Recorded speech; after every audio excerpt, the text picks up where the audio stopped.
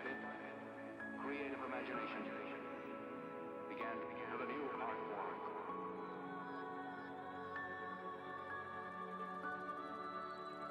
Makes me feel I belong to something.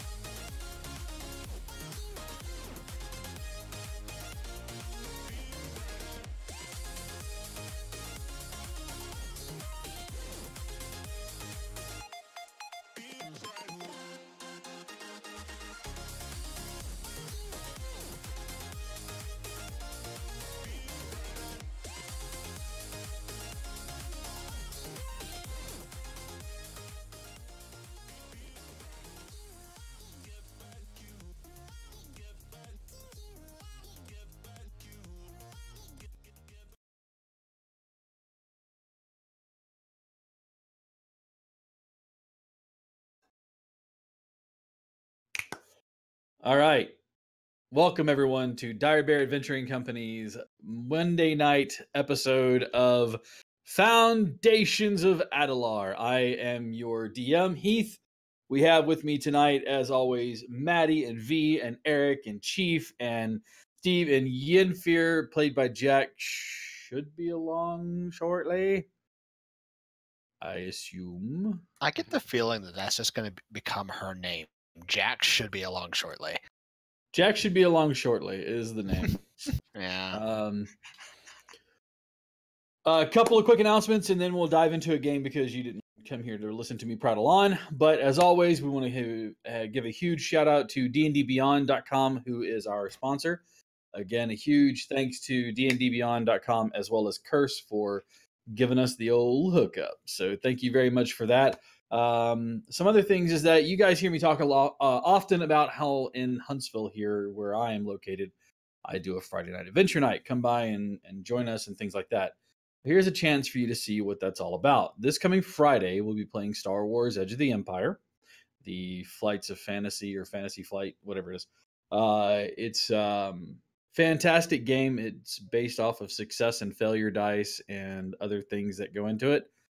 We'll be doing a live event. We're going to be broadcasting it on Twitch here, on Facebook, and on YouTube, and anywhere else that we can do it. So you'll be watching as my poor patrons who come in and play with me every Friday get to play the madness that is Star Wars Edge of the Empire. So if you're in the Huntsville area or would like to play live with me on the air, or at least live in person, you can feel free to drop by Lucky Dice Cafe this Friday, April 5th. We will start at 6 p.m. It is a $20 entry fee, but that buys you dinner and me for 3 hours. I'm cheap. Anyway, so hey, recognize your price points and stick to them. As one person said, you're well worth every dime. I just can't afford you. Good to know.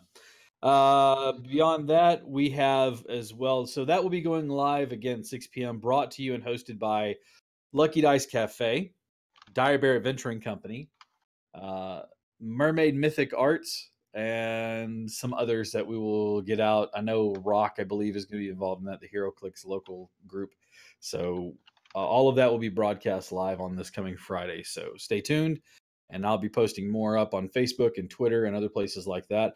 Speaking of, if you are a follower of ours, you will have noticed, or maybe you haven't noticed, that we actually have a URL for YouTube. So thank you for everybody, and a huge thanks to Carl and Sarah who campaigned to push us over the edge. So very huge thanks to both Carl and Sarah Jordan, who are actually in our Discord, as well as they come in and watch us on occasion. So huge shout to all of those folks. Speaking of, I need to make sure that I am saying, hey, we're live everywhere. But so that is again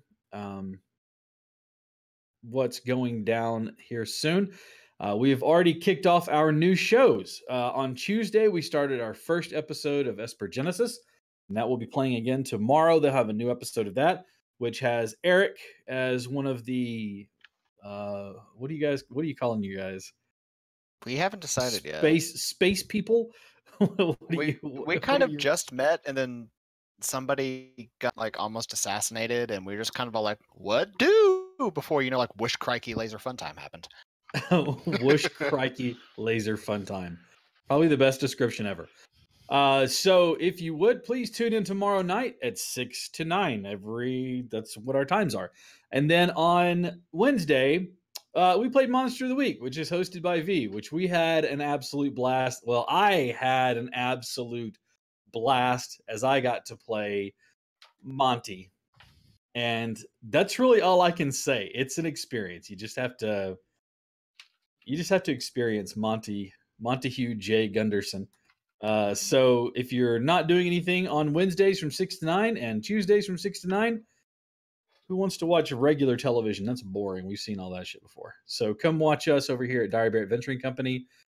Shenanigans abound. We're all in the chat somewhere, and you can always feel free to just ping one of us. And I like that terminology, star ragamuffins. I fully approve of that. All right. So last week, you had a job that you were trying to get accomplished, escorting a dwarf. It was going well, for the most part. And then stuff happened, and your dwarf was taken. You found he was taken to a building after thumping the ruffians by dropping out of the sky, turning into a giant scorpion, punching one's head clean off his shoulders, I believe. Anyways, you quite murdered those guys. Then ran into the house to find the missing dwarf. Opened a door, got shot in the chest by bolts. One of you got blown up by fireballs. Not literally blown up. You survived mostly. The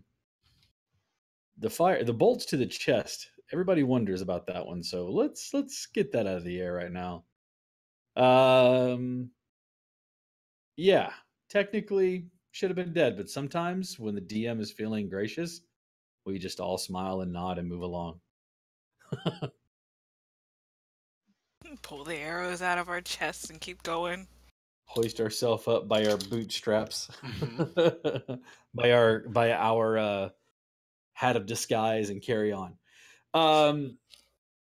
After you realized that there was nothing in that room to see, you moved on to another room where an archmage and 2 more assassins bamfed your druid out of existence, or at least out of this plane of existence, into another one. Then there was much fighting, a lot of spells being slung around, Yenfear yelling out, "I got spell slots, bitch!" And eventually the archmage poofed out, along with his compatriots, leaving Obed Plinth slumped in the chair, but from what you could tell, he seems alive. And we will pick up right where we left off, with everybody collecting their thoughts after the battle. I believe I owe you a roll. I believe you owe me a roll, yeah, because I think we only got to like turn 2 or 3. Yeah. 1d100? Yeah, actually we got to turn 4. So you owe me 3. 3 rolls. Uh-oh. Yes, 1d100, please. Okay. Ooh. That's nervous. Those are rookie numbers. We're going to need you to pump those numbers. Oh my god, what are you doing to yourself over here? All right. Hang on. Let me pull the blade out and let's take a look at the stats on it.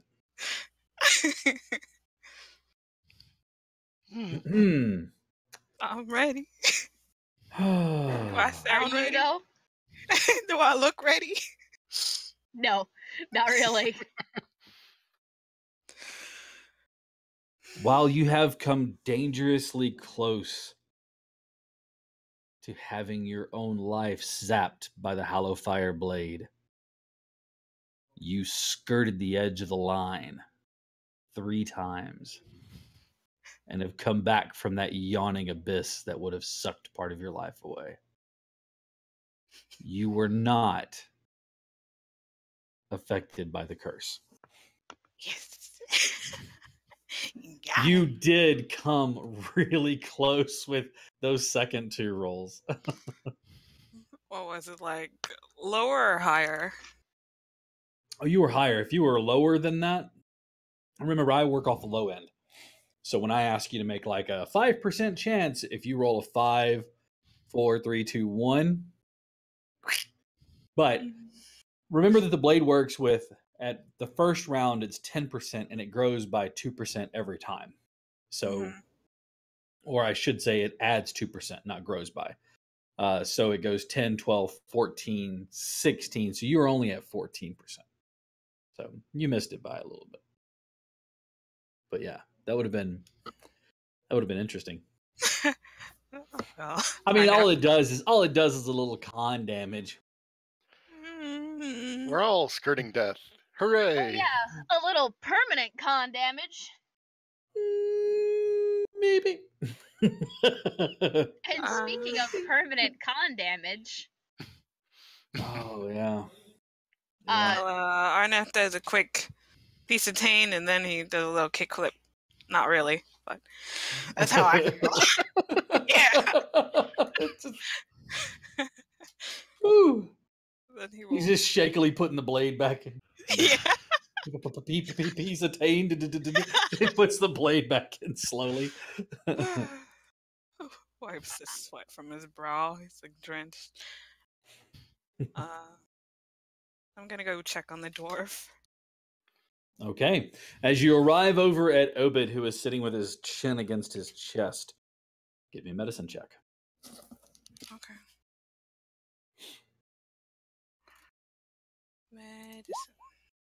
For those of you who aren't aware, Chief and Arneth have a fun piece of equipment known as the Hallowfire Blade, which is amazing against certain types of enemies. But it also has a curse that comes with it, so. Yeah. Sometimes, of course it does. because of course, something of that magnitude has to. Good roll. You can see that he is on the verge of death. He needs treatment quickly. Something restorative that might help him, because he looks as though his very life has been drained from him. Not just his health and well-being in the moment, like your hit points, but it looks like something more dire than that has happened to him. Grimly?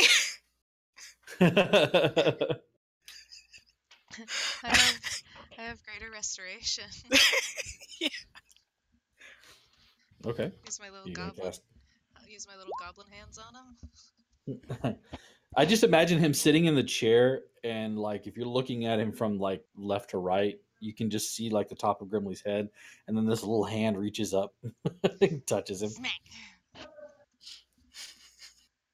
Like a high All five, right. but to the face. He's like reaching for him, and then just goes "Blah!" All right. He kind of.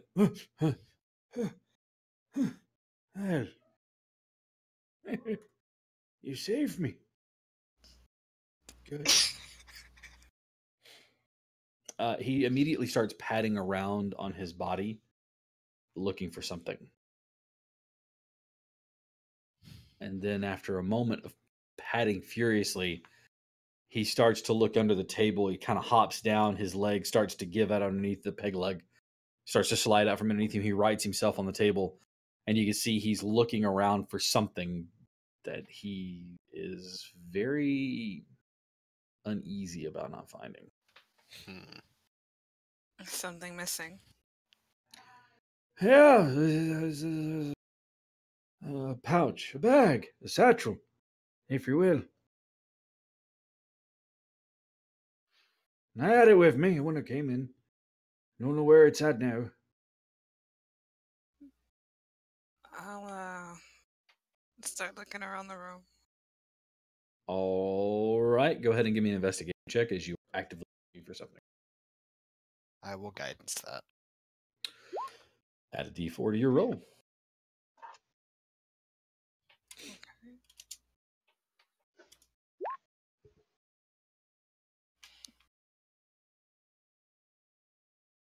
All right. Whatever it is he's looking for, you're not sure, and you are not finding it either.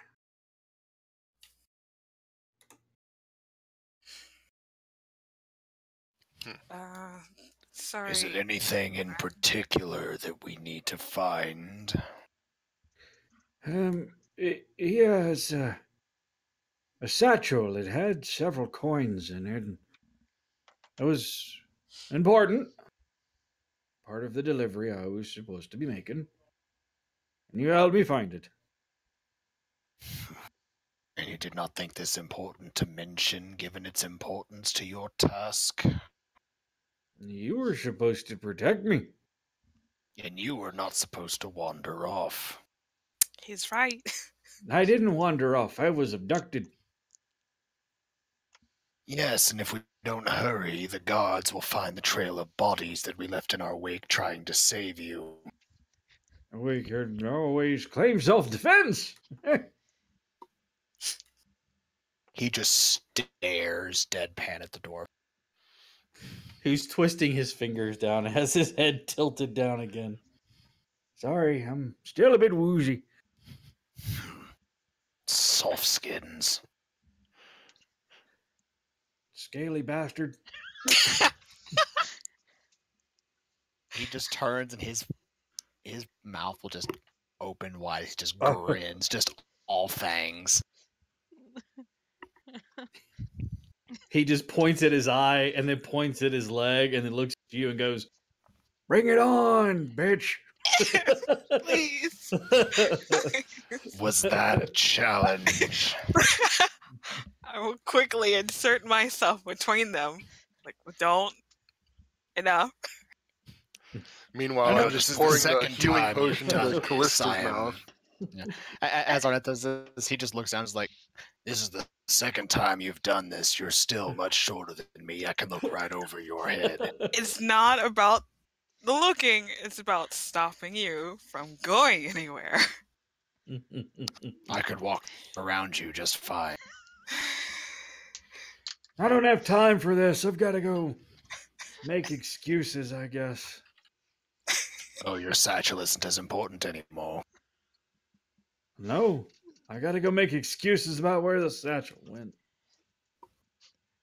Can I Wonderful. take one last look around the place? You absolutely may. Can I help? You absolutely can. Anybody who'd like to can roll investigation. Yes. I don't have a very good one. Okay. I'm just like crawling under the Okay. table and hitting my head on the table as I try to stand up just a let's little say, bit. Zion got recently poofed to another dimension. He's a little bit cranky. You mean as opposed to normal? Yeah. I'm sorry, you didn't almost die. He got poofed to another dimension. That's good enough for him. Wah, you Nope. came back. He doesn't care enough, apparently. Carrier? He just sort of like gives the room a half-hearted look. It's like, I don't care. Mm-hmm. There is no satchel in this room at all.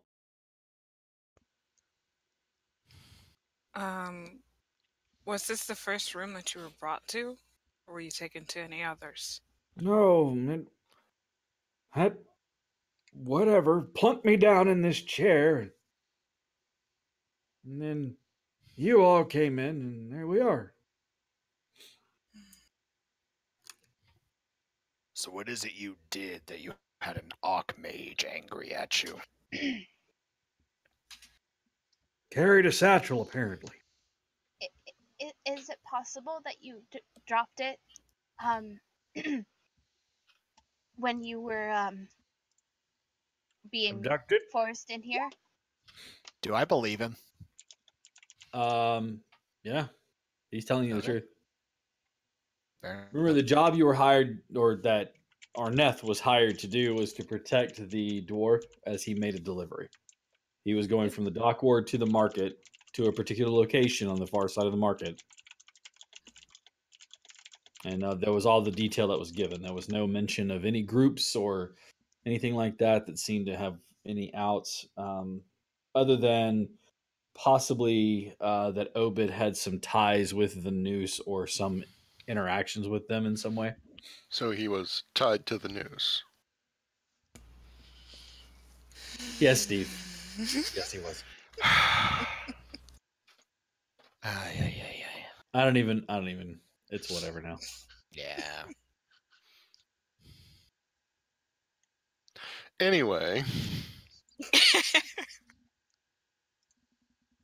I can't even be mad anymore. It's just whatever.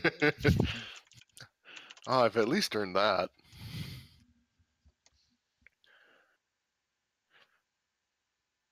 I can't even anymore. I've just come to expect it now. Well, since we can't find the satchel, Arneth is gonna go check on Callista. Oh yeah, I am actively pouring. Just tossing it in her face. Drink. En nomine Patri. Maybe Like not after to a football Callista. game. Starts sizzling. What's happening? I'm melting. While Gillet is having her drink this healing potion, she is going to grab his hands and look him dead in the face. I almost died. If it wasn't for Grimly, I would be dead. We should get married. Here? Yes. Grimly can officiate. Oh my god, he can. He's a fucking cleric. Needs the ceremony spell. I don't think V has a ceremony spell. Clerics have access to all the spells. Oh That's my true. god, that's Yes. right. Yeah. To prepare it. At least let's go to somewhere that isn't as burned down. It's not burned down. Run down. One room is burned down. Fair. That's fair. Okay. Yeah. We should get married though. Just keeps on giving her the drink, but we're out. He got the horn upended. The horn's emptied though. He's like,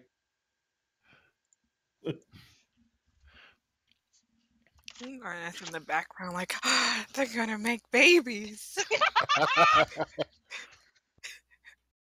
Zach looks over at Arnett's like, what? That's what you do after you get married, right? I find that highly inadvisable given their current jobs. are you saying that being a part of an adventuring party, no place to start a family, but right down the line? I mean, would you want to have a hormonal pregnant woman as an adventurer? Fuck yes. Yes, actually, it's kind of funny. I've done it. My character just- got pregnant, was super hormonal throughout the entire last end of the campaign. It ended great. 100% more fireballs. Yeah, that'll be the answer to everything you know. Time for this fireball. All right. I would like everybody to give me perception checks, please.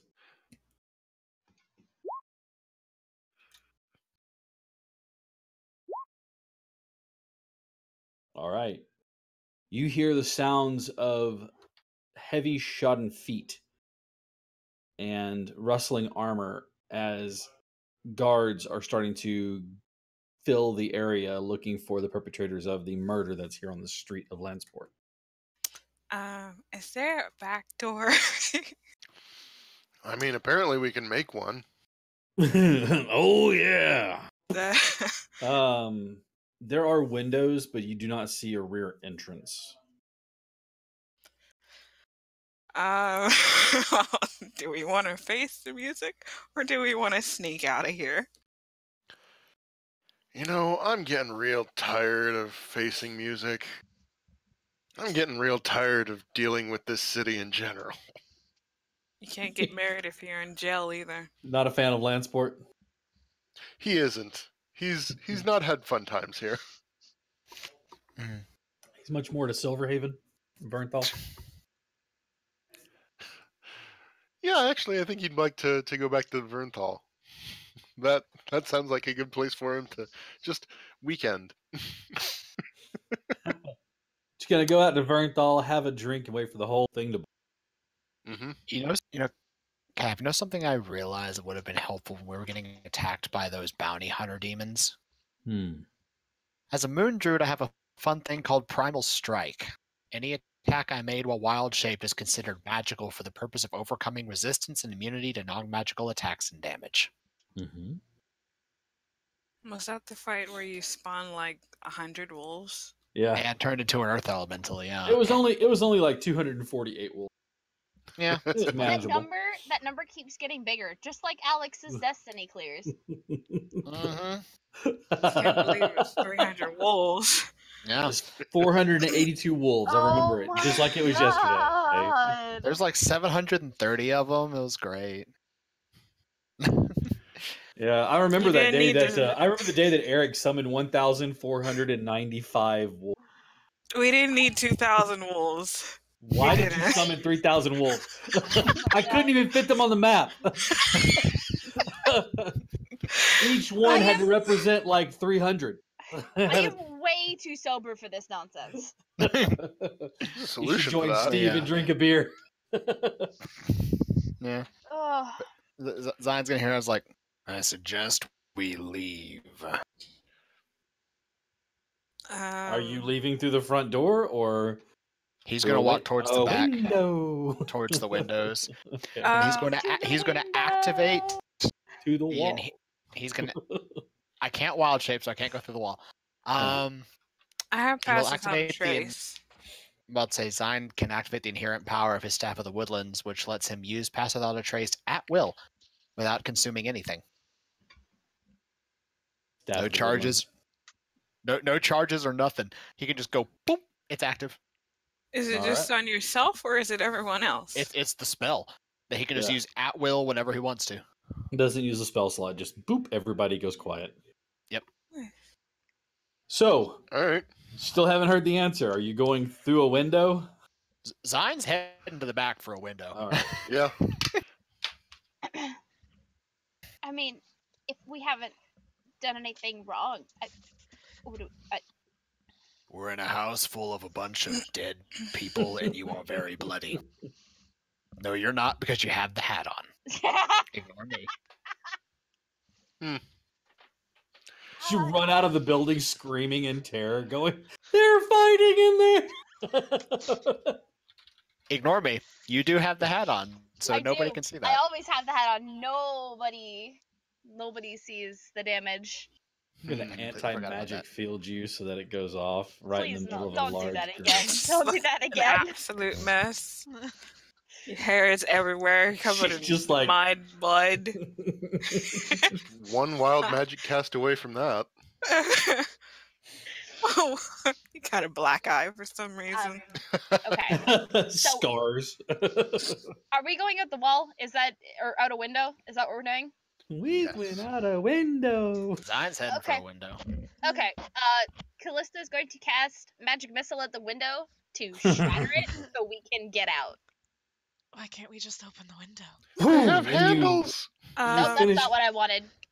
Why can't You we finish Said it. casting magic missile, and something strange has happened. As the end of the fight with the Archmage, something seems to be different. Like your magic has been keyed up to 1,000 in Oh, the no. wall.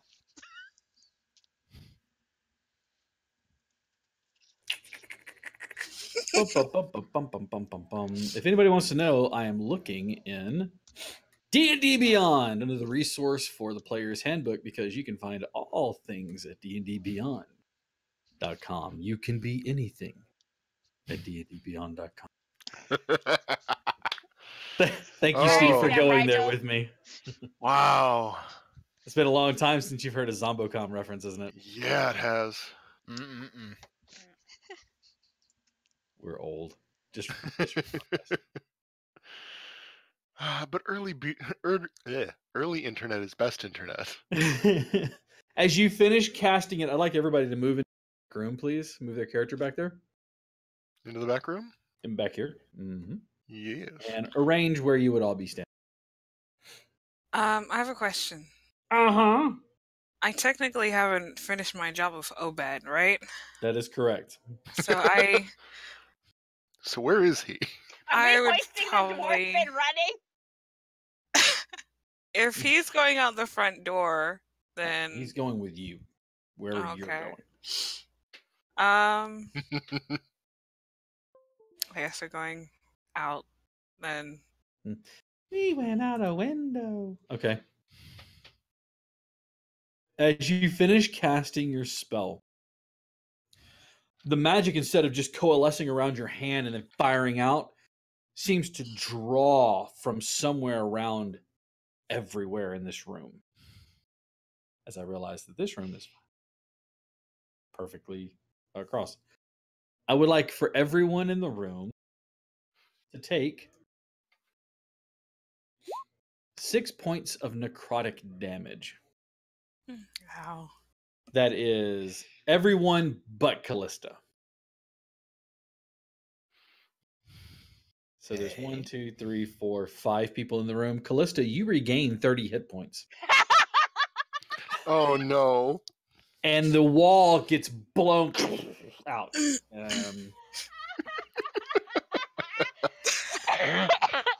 As each creature within 30 feet of you takes 1d10 necrotic damage, you recognize what happened. You hit a surge, and the magic took effect. But normally, where it happens on occasion, it seems like the weave is extra special today. And you're not sure if it has to deal with the Archmage and maybe something that he did, or if it's just things are going haywire or what. But your recess out the back door, or out the back door that is now made by released magic missiles, allows you egress into the alleyway away from the guards. I don't feel so good, Mr. DM.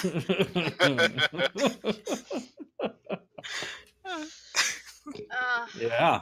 I'm sorry, that meme's never gonna get old.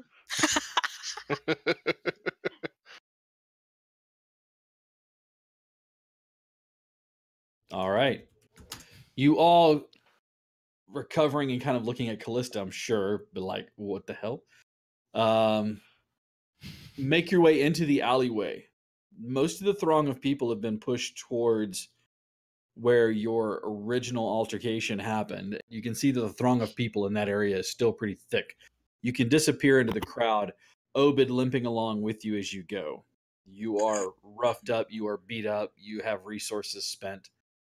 But at least you made it out alive, and you have your person with you. Crossing through the rest of the way in the market, keeping a nice quadrant around him so that nobody else can grab him from you. There doesn't seem to be any more attempts at taking him from your hands. You were wondering if maybe they got what they were looking for. But you see he finally arrives at a parchment shop. They specialize in parchment scrolls, inks, and various things. They do bookbinding as well. He enters in. Behind the desk is a halfling. He has dark black hair. He has kind of like one of those playful smiles that seems to be resting at the edge of his mouth, like he's constantly about to break out laughing. As Obed walks in, he hops down from his stand where he was looking over some parchment and comes around the side of the counter and embraces the dwarf. Obed, my good man. Glad to see you've made it. Did you bring the agreed upon item? Obed's chin hits his chest, and once again, ruffling the mohawk or the hair, because there's a claw marks on one side with the hair combed over. He he roughs his hair up and says, "I'm sorry, it was taken from me. Well, I'd have been dead. Not for these folks." And he kind of nods his head towards you guys. The halfling steps back. He has his hands on either shoulder, on both shoulders, of Obed. You don't have it. I told you it was taken from me. Oh, Obed, this doesn't fare well for you, friend. I believe I owe you a payment. And he steps around the counter once again, and he seems to be rummaging with something, and he comes around and who holds the contract? Einef raise his hand. Do you have the paper with you? The writ? I will show him it. Good enough. He tosses a sack of coin at you. Hits me in the face. Knocks me out.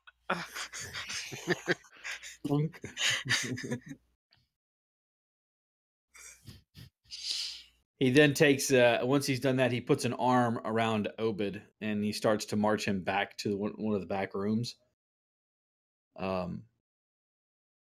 He looks back at you all as you're standing there and goes, "Trust me, you're free to go." And he turns and walks Obed into the back room. May Obed rest in peace.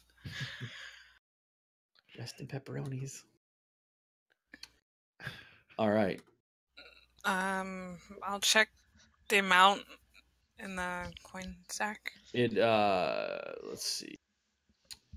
Tells you how much you were getting paid for it, right? Jeez. I don't believe so. All right. Not that I've written down, at least. Okay. So you were getting paid. I want to say it was like 100 marks. It was crazy, like 1,000 gold pieces for the escort job. And this is not the payment, because remember, the payment comes from the guild hall itself, for the Adventurers Guild itself. But in here, as you open it to look, it's not gold at all. As a matter of fact, it doesn't even ring like gold.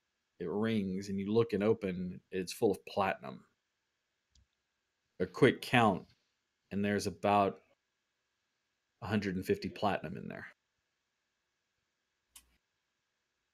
Okay. That's about 1,500 gold pieces.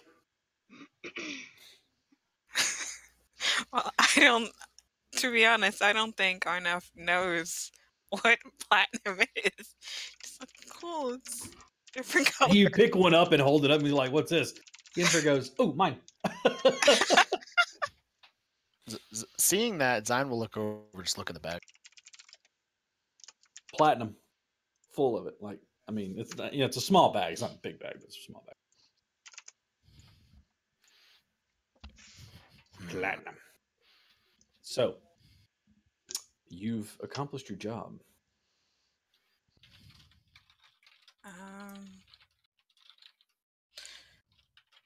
Well, I believe it's time to find a dragon. I need to go back and hand my sheet in. And then I Alright. think it's time to go find a priest. A young priest, an old priest, or both? First one, then the other. I don't care. Just need a priest.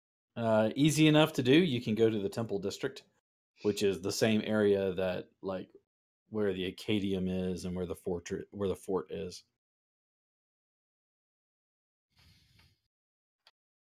Okay. And I will limp off to the Adventurers Guild. Well, Okay. I mean, Callista would be patient enough to wait for Arnef. She wants Mhm. Arnef there. Because somebody's got to stand for Gillet, and somebody's got to stand for Callista. Zion and Grimly are standing for Callista. Just all right, so you make your way to the Adventurers Guild. Somebody new's running the shop today. They seem kind of like this is the job they do. They're not excited about it. It's whatever.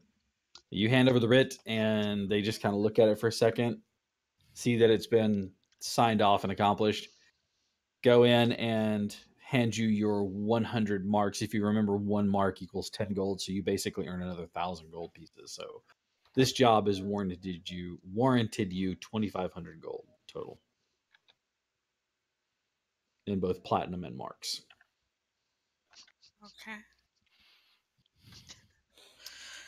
All right, thank you.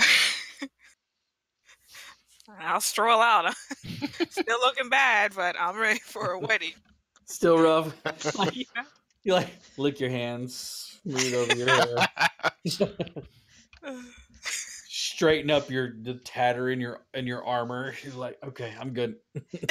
Yep. Gonna wait to attend my first wedding. So exciting. Zine in bowtie.jpg. Prism, I love that. That needs to be a thing. All right. Miner was probably going to be the one giving Gillet away.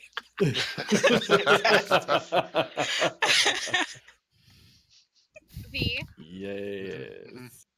V, I'm gonna ask a silly question. Did you take Minor Illusion with Grimly? No. Damn it. Why? I have a feeling that Callista and Gillet might want to get cleaned up before they get married. Oh. Because Callista can just change the illusion of her dress, right? But Mhm. if we don't have Minor Illusion for Gillet, that's not gonna work. So, I could have like, sworn why? at least one of us had it, other than the. Might have been Yinfir. I think it's Yenfear. Oh yeah. Yenfear has it. Yenfear has Minor Illusion. I do not. Maybe. I don't know. You're the DM. You can check his sheet for us. I am. That's what Let's I'm go doing. stare at the sheet in D&D Beyond. I'm looking. Oh shit! You right. You right. Minor I Illusion. forgot. I can look at everybody else's sheets. Yeah, they have Minor D&D Illusions. Beyond. Stop looking. D&DBeyond.com. It's awesome. Create your own campaigns, set your players up, build your own custom weapons. Like the Hallowfire Blade is actually in D&D Beyond as a built item under Homebrew. So, I Well, I found mean- a picture of Zion, posting it in Discord. I mean, we oh, would snap. be able to look. We would be able to I look, love it. except Jack has not filled out their spells on D&D Beyond yet. I did confirm that Yenfear does have Minor Illusion. Okay. I'll show it. So There you go. Happy wedding.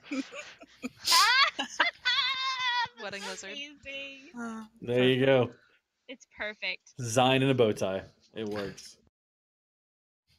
You know, the second this thing's over, that bow tie is gonna get eaten. Just What a do you long mean? ton, like He's around. still in the middle of the Bow tie. wedding. He's still like. "Arr, arr." Why we didn't give him a Tongue corsage. slowly peeking out. That's why we didn't give him a corsage. He just eats it.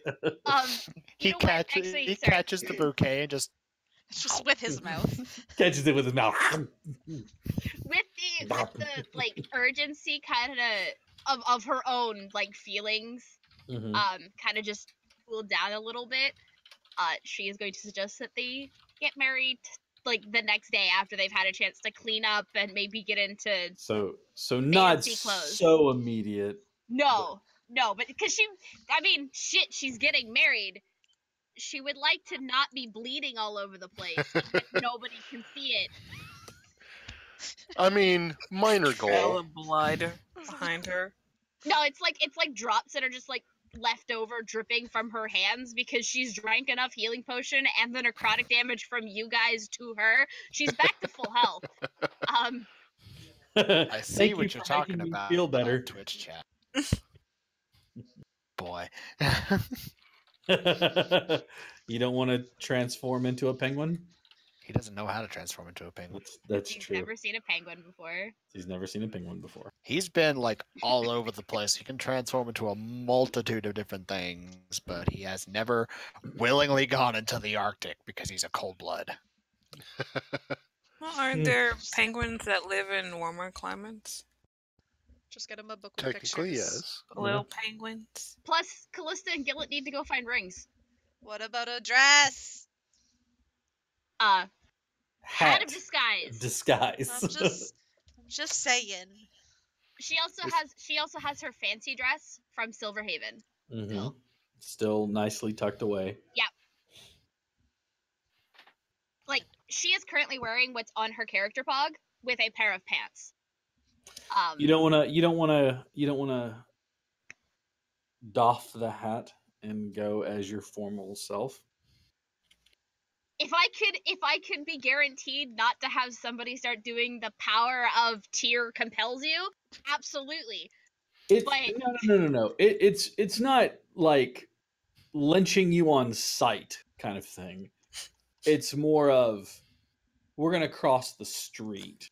We're not gonna say anything openly because, well, maybe there will be some that say things openly, but you're being surrounded by two half orcs and a big ass lizard. I And- pity the and a fool that goblin. tries to message you. I'd say if she takes off the hat, though, I think I know what Zion's going to end up doing. Oh god. Eating it. No, he Don't If eat the magical item. No, if she lets him, he'll potentially put it on and transform into something else. You'd have to attune to it, and then she'd be really pissed because you broke her attunement to it. He'd give it back. You've got the hat, and then you've got the. I don't have the hat. It's just the circlet now. I just have the circlet. Okay. Yep. Let me double check. And besides, she'd wear it because she'd just like attach a veil to it. Mm-hmm. Actually, you know what? Okay, so here's the plan. Here's the plan. We finished with the Adventurers Guild. She's gonna go back to the Silken Sash, and she's gonna talk to Rose. Okay. And she is going to ask Rose what she can do to help her get ready for a wedding for the next day. Understanding that it is super last minute, it's not like super important that everything be checked off, but basically a bouquet of flowers and, you know, where she could find a pair of rings. She kind of flaps mouth, open, close, open, close. And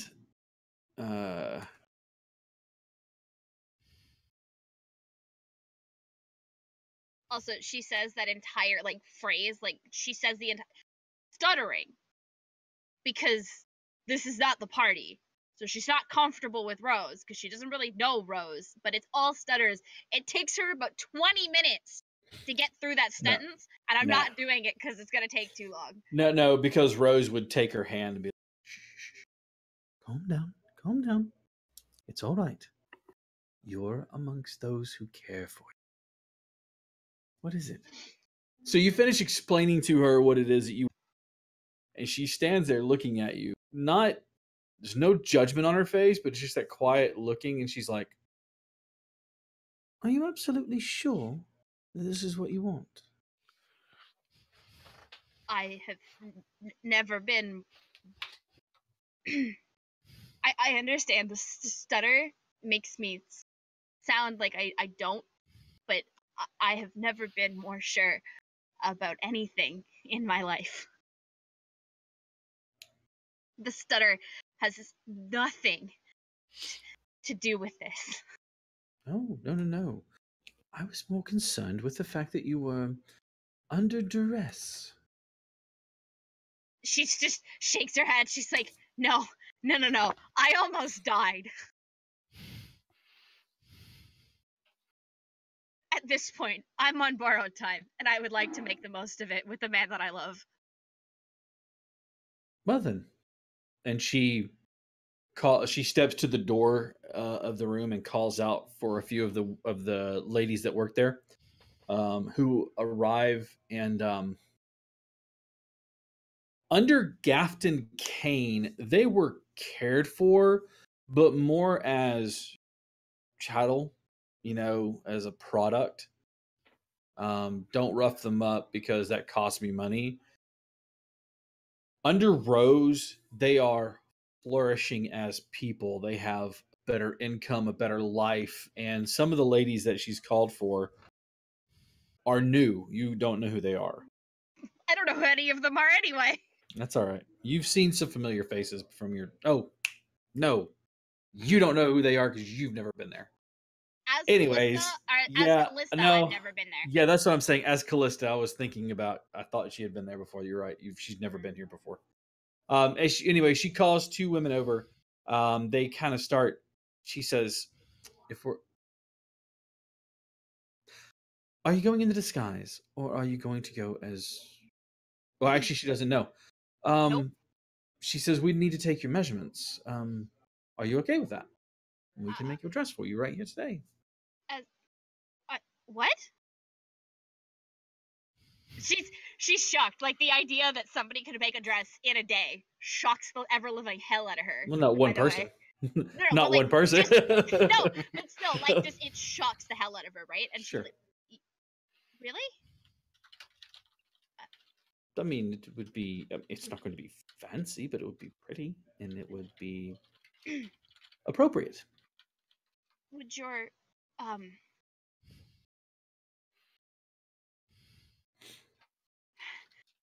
And then she's like mildly panicking because it's like she wants a wedding dress, but that would mean that she'd have to take the crown off. So? And then she asks how open her and her girls are to other races, in specifically those that may not be looked upon too favorably. She gives you kind of the same look I'm giving you. How so do you mean? Callista is going to let the illusion drop around her hand, revealing the very pink skin that is very denoting of tieflings, with the semi-clawed hands. I have to applaud you without being able to see them most of the time. Your nails are immaculate. And then she's going to reach up and take the crown off and reveal like the entire tiefling look, and the fact that her tunic is liberally covered in purple blood. Yeah. Oh goodness, she looks alarmed. From here to just underneath here, there's 4 really dark spots from where the bolts hit her in the chest. Immediately she goes into like motherly tending mode. She's like checking you over to make sure you're not hurt. And she's like, "What happened? What have you done? What's going on?" She turns her head and goes, "Get it!" Yeah, all right. Arnef is like, "Ooh, you're in trouble." No, it wasn't his fault. I swear it wasn't his fault. I opened the door and got shot by 4 different people. And she turns that gaze at Gillett, and it's calm, it's serene. And where, pray tell, were you, young man? Right behind her?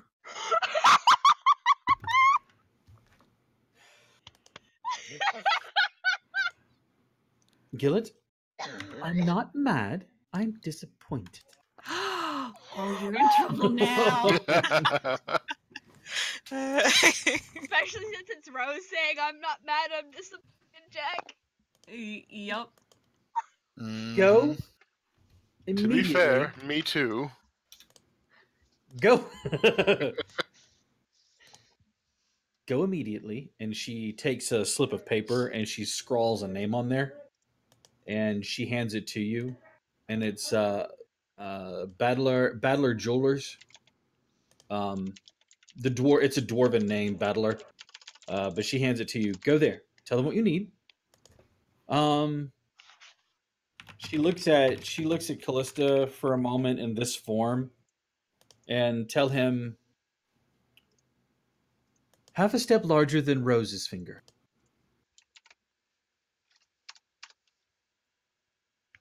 Go. And he's out the door. She thinks about it for a moment. She goes, I think that would be a lovely gift.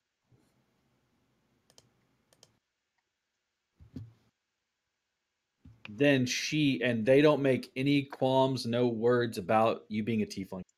You're just Callista. Okay. And they go about measuring you and taking...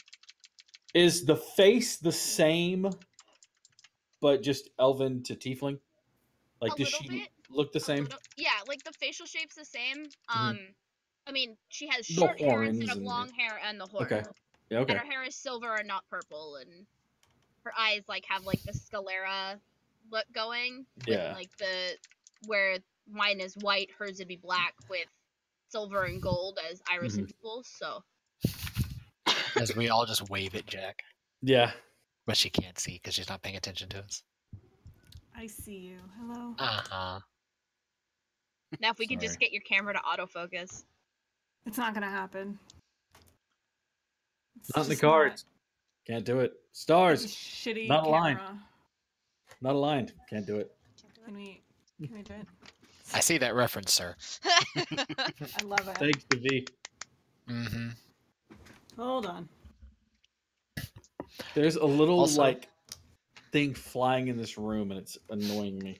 I know exactly what Zine is gonna do at this wedding too. Eat the bouquet. No, no, Probably. Okay, just a sec. What did I he's got miss? ideas. Oh, people are getting married. everything. People are getting married. Who? Everybody. Great.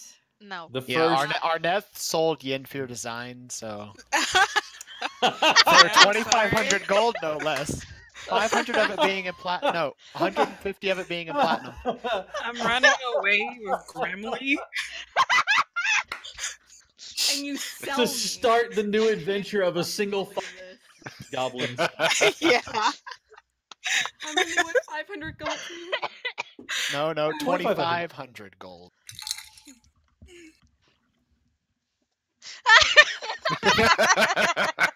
Fair. I am a commodity few can afford.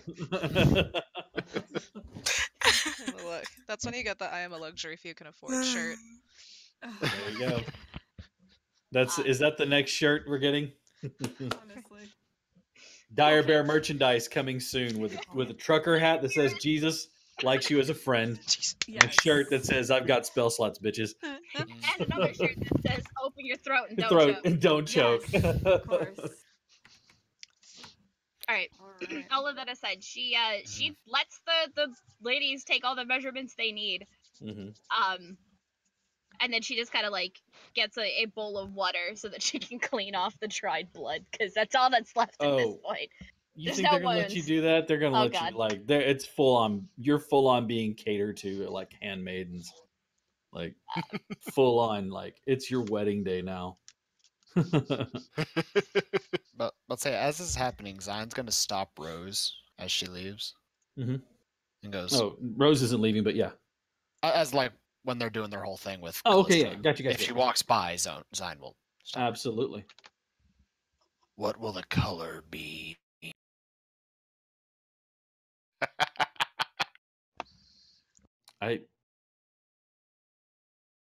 What color is it going to be, Callista?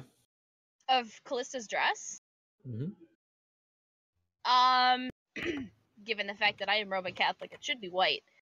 But given the fact that Callista's a tiefling, it's going to be black. There you go. Goth Okay. babe. Lace demon veil. babe. Skulls. No, that would take way too long to make. It's just like her veil would be blue. No, Mhm. sorry. It would be like an off-white, an off-grayish white, because that's the Okay. color of Gillet's key. Cute. I can work with that. It's But adorable. her magic manifests black. Okay. So does Rose tell him that? Yep. Lets him know. He'll just. I believe I can work with that. Just like the sound of you, because it's like he doesn't really like disapprove. It's like not a disapproving sound, but maybe it is. I know exactly what he's gonna do for this too. What's he I can't doing? wait. I'll let you know Okay. when it gets there. I feel like I missed a lot. Wow. Well, okay, Jack, here's the TLDR. We found out that Dwarf was missing a satchel he needed. Mm-hmm. We finished escorting him where he needed to go. Before we do Mhm. that, Callista looked at Gillet and was like, "We should get married." I almost died. We should get married. Oh, okay. And Valid. then she blasted a hole through the wall. We rolled on the Mm. wild magic, like on the magic surge table. Oh, right, yeah. Everybody took 6 necrotic damage, and I got 30 health back. Yeah. And then we Including you. took the dwarf to where he needed to go. Got paid Nice. in platinum. Uh-huh. Well, Arnett did anyway. Well, Arneth Well. got paid in platinum. And And then got some more. As I And, yeah. immediately see Jack lick her lips. Platinum.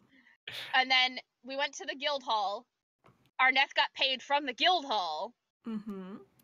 And then we went back to the Silken Sash, where Callista told Rose that she's getting married the next day to Gillet. Rose and some of the girls at the Silken Sash now know that Callista is a tiefling. Surprise! And when you came in, Rose was upset with Gillet because Callista had dried blood on her dress from where she got shot All right, from yes. last week. Ah, yes. Which is when you came in to the I'm not mad, I'm disappointed. Thank you for the TLDR. Well done. Now Hey, I I'm good at understand. this shit, man. That's why I did the one right before Christmas. There you go. All right. Gillet, you arrive, and it is a it's a jewelry. It's a jeweler in name, pretty much only. It looks like it's a single-stop shop for all of your weapons, armaments, horseshoes, farrier, and we also make jewelry, by the way. But the few items you see that are there, they are beautifully crafted.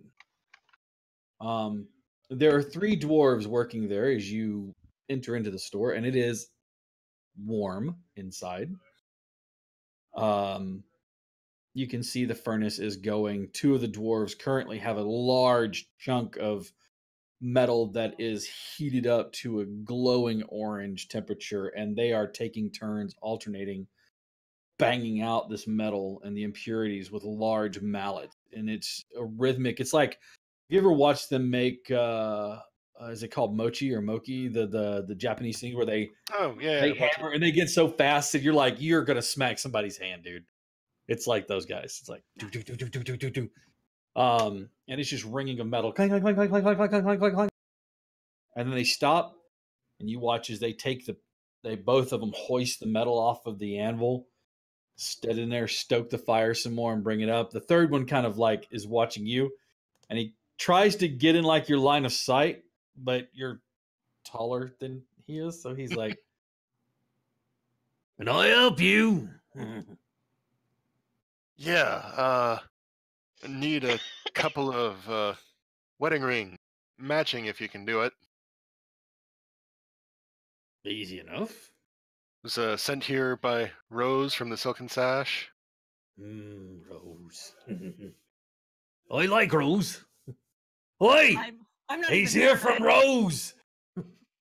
The 2 boys, the 2 younger dwarves with the hammers, turn to look at you and go, "Ah!" Throw up the, "Ah!" And then they go back to doing what they're doing. So, you've come from Rose then, eh? What can we do for you? Well, 2 my rings. right. My betrothed seems to be, at Rose's estimate, about a half step larger than her finger, and I mean, I got my hand here if you need it. Well, of course you will. Not permanently. Preferable. Half step up from Rose, all right? You watch as he goes over and opens a box, and he has in there a single steel rod that's about that long. And on it, you see several rings attached to it. And he flips through and he says, "Give me your hand." And he roughly tries to fit one on there, gets to about the knuckle. He goes, "Ooh, my estimate's off." He takes that one, flips through. He says, tries to fit another one on there that's a little larger, gets to the knuckle and goes, "Have you been punching the shit out of people with these things?" Yeah. That's good to know. He flips a couple more. This one he slides over. It goes over the knuckle and then hangs on your finger, and it's just a little loose, but you know it's not going to slide past. And he's like, "Yeah, perfect." And he slides that off. He takes for a second. He says, "How soon do you need them?" Like 4 hours? Tomorrow. Tomorrow. We gotta give them time to make the dress. Like, ASAP? We're gonna get. I figure we'll probably like the ceremony would start at noon the next day. Yeah, but he's paranoid, so tomorrow morning? Okay. Well, the ring for your lass isn't going to be. The ring for you, you big-knuckled bastard. It's probably going to take a little bit longer. Should be able to That's get it fair. done for you in the morning. You can stop by here and pick it up on your way to wherever it is you're going. We have a deal. Sounds good. Thank you. All right. He writes on a slip of paper the cost. You look at it, and it's way more money than you have. Well, considering I don't have much, I'm going to look around for your Arnett. Arnett! help? Help! I'm not with you. Yeah, I did not go. I know. Like, I'll be right back. I forgot my wallet. Be right back. No. You pay for that at pickup. My orc Right. brother from another mother. He says, we'll make them. You show up without them out. Take care of you. All right. All right. With that, you take the slip of paper. And run back to Run the back Silken to- Sash. Mom! You arrive at the Silken Sash, and there's a door that's open. It's like a parlor that's been kind of temporarily turned into a fitting room. The door is open, and you can see several of the women working in there, and they're overseeing things, and she is without circlet. As soon as Rose sees you, she bustles out the door and closes it behind her. It's like the double door. She closes it behind her. He gave you a piece of paper, I believe. Yes. Give it So- over. Should have went myself. It's taken care of. Seriously?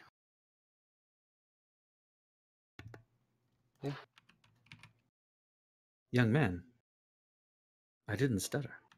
I suppose you didn't. Bitch, Thank you. I stutter. She How old is reaches up and pats your face. What was that? I was saying, how old is Callista again? Callista is 31. Rob Oh, the Rob the Cradle Cradle. would kill it. Gillet's like what, 18? 22. 22. He's But it's a rough 22. To It's be a fair- hard-lived 22. To be fair, tieflings live for a very long time. Not as long as elves, but I mean they live longer than humans. let's just not talk about Yenfir and Arneth then, because Because Yenfir old as... Ooh. I'm Talk just about saying. robbing their cradle. While this is happening, Zion will walk out from wherever he is. He'll go over to those double doors. Mhm. He'll knock on them. It's a fairly heavy thud with his large hand. Yeah. bang, bang, bang. Rose has ushered Gillet off somewhere else in the sash, so there's no one else to answer the door other than the ladies who are working. I mean, Callista's in that room, right? Yeah, absolutely. So she'll kind of come over and just kind of like peek out the door. It's Zion. Yes, You I open it. Oh, I Jesus. can see. I can see. He'll look down at her and goes, I have a question for you. With this wedding of yours, do you trust me? What a fucking That's terrifying question. well, I suppose that Not it that I would don't trust you. depend In the on. background, shaking his head no. I suppose it would depend on what you're asking me to trust you with. Just- Are you standing behind mine doing that? Yeah. Totally. Oh, God. he's going to pretend he doesn't know they're there.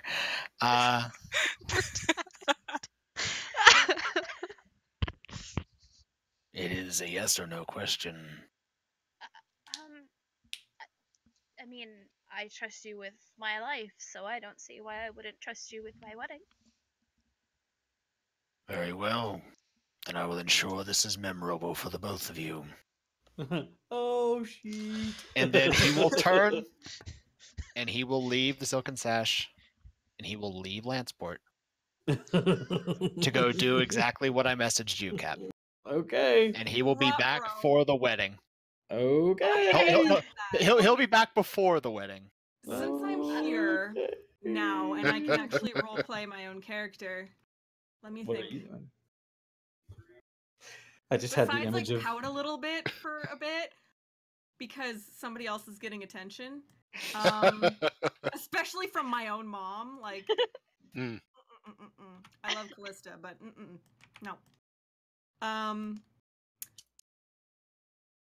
I'd probably try to help Rose because she's like really pulling out all the stops. So I want to. She would be help her. disappointed if you didn't. Oh no, I can't handle that. I'll try to like, do some busy work and stuff. She leans on you heavily for. She has you bustling back and forth to get bolts of cloth. She says it's quick, so we're not going to have a bunch of flowers, but I do need you to go gather. And she tells you where to go to gather flowers, and she writes down on slips of paper things for you to go get. She holds one of the pieces of paper out, and she goes, "You're not a courier, so if you would rather be management tonight, I would trust the sash to you if you would rather have me send this task to someone else." You want me to manage your livelihood? Is that a good idea? I mean, well, like... It's one night. I can do a lot of damage in one night. She opens the doors, the front room, fire. Me sitting in a chair in the middle of the room. This is fine. Just with a goblet of wine. Yes. This is fine. Everything's fine. Really? You would trust me with that? Yes. Sure. I'll do my best. Deal with issues as they arise. Make sure the girls are being taken care of. No one's mistreating them. If anything goes awry, get their name. Throw them out. They will be welcome back. But be confident and be strong in what you can do. You You're a have leader. me to help. And you have Arneth to help. Before... Sorry, Jack, go ahead. Yeah, it'll be fine. Sure, I'll do my best. So before the doors of the Silken Sash open for the night, Callista is gonna go hunt down Yinfir and just kind of like pull him off to the side. Do you need me? Did I forget to pick something up? No, well, we're kind of far from the breach, so my parents aren't here. Oh, yeah. Would you mind filling in for my dad tomorrow? And standing as my witness?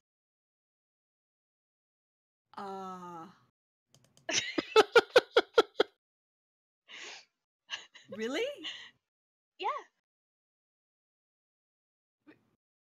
Are you sure you don't want Arneth to do that? I mean, I feel like I'm pretty sure that Gillet is going to be asking Arneth to stand for him. Oh, yes.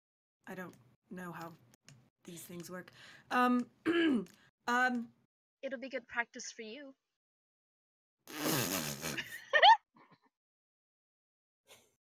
Yeah. I'm not sure if that was Jack or Yinfir. I feel like it's a little of both. It's a little bit. Let's not lie. Sure, I'd love to. Thank you so much. Because you're the oldest in the group. First Now of all, you know how I feel. Second of all, Every time I'm hanging out with you guys. and I'll like scoop her up into a hug. She will hug him back. No. Oh, he's so cute. And then I like remember I forgot to do something, and I'm like, I gotta get We'll back talk into later. the I have dressing to- room anyway. Yeah. Yes. It was one of those moments where you're like, wait. You're just like, oh no. You made me feel emotions. How dare you? Oh, Disgusting. dude. I have to go cry about it alone so nobody gotta can go- tell. Just got the water super hot with a wire brush. Just no. What are these feelings? This can't be good. All right. Disgusting. It's so canon, though. They work diligently through the night. You are fitted several more times, but the dress comes together beautifully. It is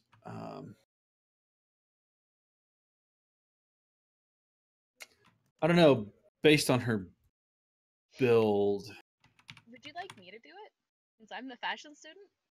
I had something in mind, but I would absolutely, you tell me what it looks like since Okay, you are the fashion So student. it is simple, Through message edge cap. of course, because there's only so much time. There's only so much you can do in 24 hours. Mm-hmm. It is simple, but it is a high neck, lace sleeved, full gown. It's not, and it's bustled in the back. So we could let the bustle down for a long train, and then it can be brought back up for ease of walking. But it's super simple, and a lot of the detail comes from the fabric itself because they use a jacquard-like fabric that has designs on, like, woven into the fabric. It's very simple. I like it. It looks complicated, but it's very simple. I like it. And they've attempted to do something with her short silver hair, but there's not much they can do. They kind of like just put clips in it to hold it back and do something a little bit with it. I was gonna say they probably pull it back and give it one of those loose twist buns because it's like here, isn't it? Yeah. Like they give it just a loose. They pin it back loose, but kind of rolled up, leaving two strands in the front that kind of hang down. Okay. That's what I like. That's just me. It's your I'm character. down. No, I agree. It's a good look. All right. And then it's topped with the circlet, and the veil is attached to the circlet. Okay. Because as she's walking down the streets to go to the church, she looks like an elf. Got you. Gillet, your gi has been spruced up, cleaned up. My dress gi, yes. Yeah. The dress gi. Silverhaven. Mm-hmm. Yes, I forgot the Silverhaven dress gi. All right. One of the lads from the house comes bustling in, carrying a small box. He shows it to you, Gillet. Opens it up and takes out the ring that is sized for you, and hands it, puts it in his palm and hands it to you. Picks it up, palms it, looks at it.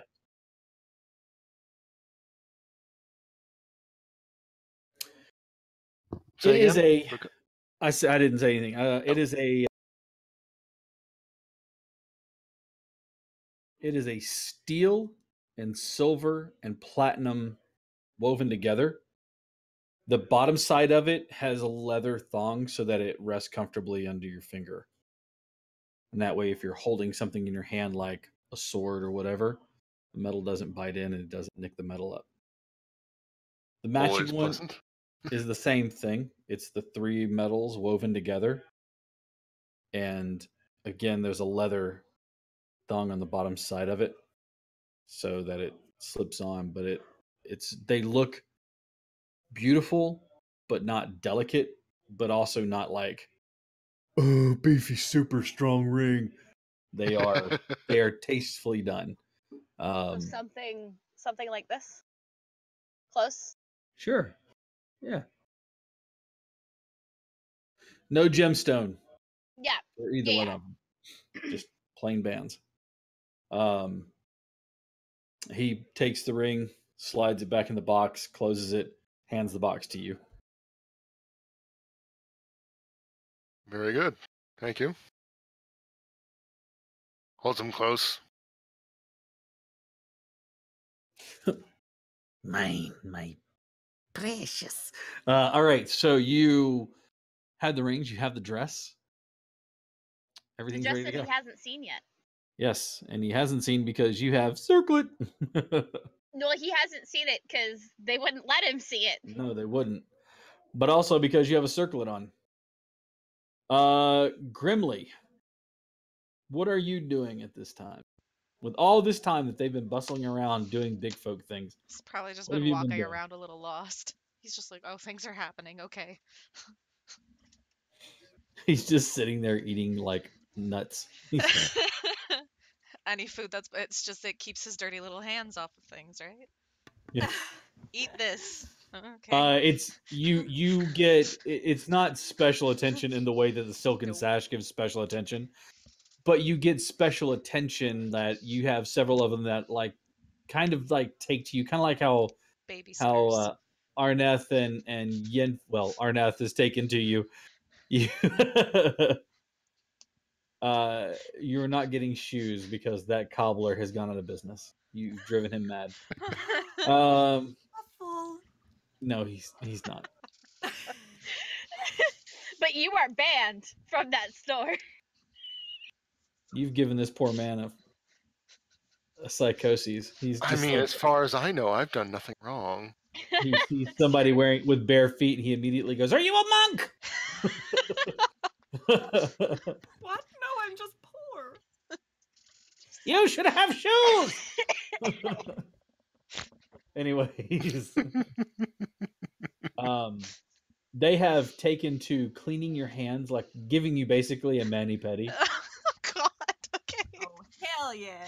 They've done this by distracting you with one hand at a time. Okay. And you're not paying attention to what's going on because they would like have a grape or something and they would like toss it in the air and make you catch it. And then like, wait, can you open your mouth and catch it? Here we go. And so just like the hand over here. It's like, yeah. You've been having a good time. Hell yeah. They primp your hair properly, and so you're all up on top of your head again. And they take to cleaning your armor and things like that so that you are presentable. They don't clean it so much that you're like, it's they so clean shiny. it enough to where you are, yeah, it's so bright. They clean it enough to where you to where you can, look presentable for this. The rest of you, with the exception of Zine, have formal wear because of your foray into Silverhaven and the dinner that you were at. Oh yeah, I get to look like a snack again. Oh hell yeah. Not that you don't always look like a snack. Honestly. Yeah, a formal snack now. Look like a formula. Formal He's snack is looking just like an hors a d'oeuvre. hors d'oeuvre. Yeah. This ain't just an hors d'oeuvre. I'll have some of the gray stuff, thank you. So, anyways, some of the gray stuff. Is that what you just said? Yes. Jesus. I would like some of that there pate. All right. You all collectively move and make your way down. Rose looks dressed to the nines. Of course. And she does not wait. She takes your arm, Yenfir. I'm already nervous. And she's like, "Escort your mother." Of course. Please And tell I me will- someone would have told Arneth what to do. Yep. Okay. Well, I mean, did Gillett talk to Arneth about standing as his witness? Yes, he would have by now. He would have begged if he had to. Arnett's like, "Where are we going?" I just like the idea of Arnett's like, "Why did you guys make me get dressed up? Where are we going?" "Oh yeah, by the way." By the way, I need you to do something for me. Like halfway there, Gillett's like, "Oh yeah, did I ask you to do this thing?" "No." "Want to do this thing?" I mean, yeah. Yeah. Arneth has literally never seen or been to an actual wedding. So this is Relatable. the first for him. Callista It's was cool. I don't walking know with what the fuck I'm Grimly. doing anyway. You're 200 years old. Zine Does is my mom look married? not walking with you all because he is not there right now. No. They He did is- tell you what temple Yeah. they were going to be at, though, so Mhm. that you knew where to go. He is already there making his preparations. The flower goblin. Aww. You just look over. He's throwing some out. He's got handfuls of them stuffed in his mouth. Throws some more out. He's eating some. You're not wrong. Crowns all over again. It's like, oh, these are mine? Eats. Petal by petal. Grimly He drops the just petals got on the ground. He's like, Halfway up the aisle, he just sneezes and there's pollen everywhere. As The flowers just explode out of the basket. as I escort Rose, though, I think now is the time I'm going to give her her pretty little pendant that I not give her yet. Oh, Callista's wearing the necklace that Gillet had given her over top of the dress. Oh, that's cute. I love it. Everybody be wearing good necklace. Everybody dressed to the nines. There's She a party. moves her hair out of the way, allow the necklace. And she loves it immediately, and like, even though it's kind of a small pendant, she wears it out front so that that's the prize that she gets to wear is the necklace from her son. You make your way to the temple, and as you arrive, it looks a little different. Zine? Well, right now it still looks like the temple, but it still looks he is standing there in the middle of the aisle, but he's not dressed in his usual just bone and loincloth outfit. Oh, he thank God. he is in a full robe, a beautifully like rich earthen brown color that has sort of like redwood, very polished wood plating on like his shoulders, his arms, down to shins. It's pulled tight and everything. So the only like portions of scale you can see are his feet, his claws, and his head. He doesn't have his helm on at all, but what he does have is the flower crown that Callista made for him that has stayed, that is around his head and wrapped around his shoulders on the outside of this robe like a flowery leaf cloak that he's wearing. Next to him, 5 on either side, is a small pack of midnight black, completely cleaned and brushed wolves that are sitting on their haunches, just waiting. Because And- of course. And there are 8 pixies that are flitting around near the ceiling. 4 of which are carrying tiny little baskets of flower petals. 4 of which seem to be waiting on a particular command. Now, Add me animals. is everybody like just sitting there like the whole pack, or is Callista coming in later? She'd come in after, because it's... After. Yeah, Okay. so, like, Yinfir gets Rose settled, and then would have to go back out so that he can escort Callista in. Right. Also, like, there's where the flowers would be that Yinfir brought. Zine has taken what Yinfir has presented and expanded upon it. There's archways of flowers and pots full of flowers that are like along the walls. Druidcraft, maybe. Druidcraft, yeah. Framing the stained glass windows. He's taken the entire time he's been gone to be working on this. And he will wait to do his last bit when Callista walks in, but he will stand in the aisle with his staff in both hands, raised about 2 inches off the ground, as he will just wait for Callista to appear. All right. You get Rose settled into place on one of the pews. Everybody gets their place, and Yinfir goes back outside. Yup.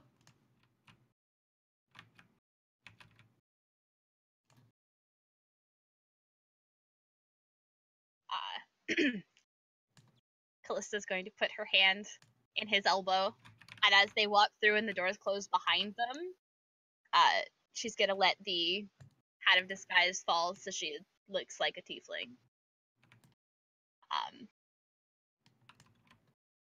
And then try to remember. Actually, do I think I can?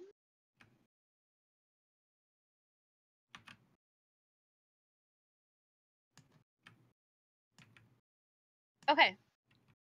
I'm then going to use thaumaturgy to make the door that like the doors in front of me and Yenfir open. But I'm really gonna focus and control it so they open slowly instead of just slamming open. That's what thaumaturgy says they Bam, do. I'm here. I would rather just have them open slowly. Okay. And it's a cantrip, so. It's fine. We can allow that. The rule of cool. And then her and Yennefer start walking up the aisle. Zine is in the middle of it, looking at them with his staff in his hand, said, You trusted me, and have given me trust in turn. This I do for you. and he will let his staff hit the ground, and the second it does, the whole world will start to change from the point of impact. No longer are we in a cathedral. You're in the ancient ruins of one. However, it's in the ancient ruins of a beautiful grove. There's just enough of a breeze that it gives life to the grass under your feet. Looks like it's dancing in joy for the moment. There's no shadows in the forest around you. Everything's beautifully lit. There's the god fingers from above as sunlight streams down, sort of lighting you up from behind to give you, despite your race of being a tiefling, you're lit up in a halo almost as if you were of celestial heritage for whoever seems to be looking at you from the altar. It smells beautiful here. There's completely crisp, perfectly clean air. The pixies, the 4 that were waiting, will all cast dancing lights, as these lights will light up the forest and the ruins of this ancient, beautifully carved cathedral around us, to give it an ethereal feel to it, almost as if this very moment is being immortalized in the perfect dream. And as all of this happens, where he creates this world especially for Callista and Gillet, to make this moment as perfect as he can for them, he will look down at her and say, So long as I breathe, and by the ancient blood that beats within my heart, you and yours will forevermore be under my protection. and he will raise the staff again. He'll step to the side and sweep his arm down the aisle for them to go. And as they walk down the aisle, the wolves will fall in behind, almost like a train, a guard for her, to help walk with her down the aisle. And when they get to the aisle, they get to the altar, they will form a semicircle around and will sit and will wait. The pixies that have the flower baskets are up there just tossing petals throughout the area. So it's not like it looks like the whole air is filled with them, but it's just enough that as they catch the light of the god fingers that he's created with this terrain, it almost looks like a rainbow of color that surrounds everyone. And 2 pixies that aren't doing this will come over and will land on either side of your shoulders. Each one will grab a corner of the veil, and they'll wait.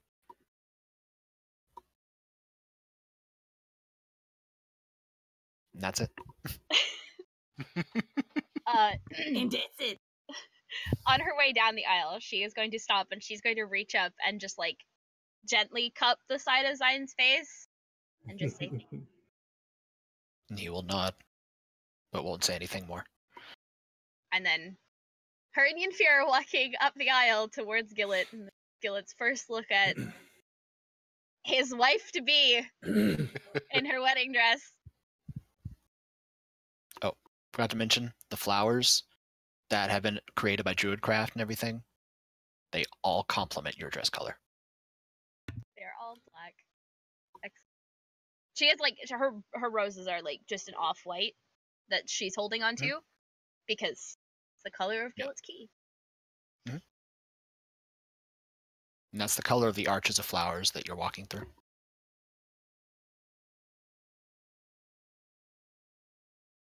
The only person that looks perplexed and concerned is the clergyman who's holding this out, going, I do hope my cathedral will return to normal when this is all done. You may have some very persistent flowers, but it should all return to Father. Flowers are fine. This is unusual, but so let's begin.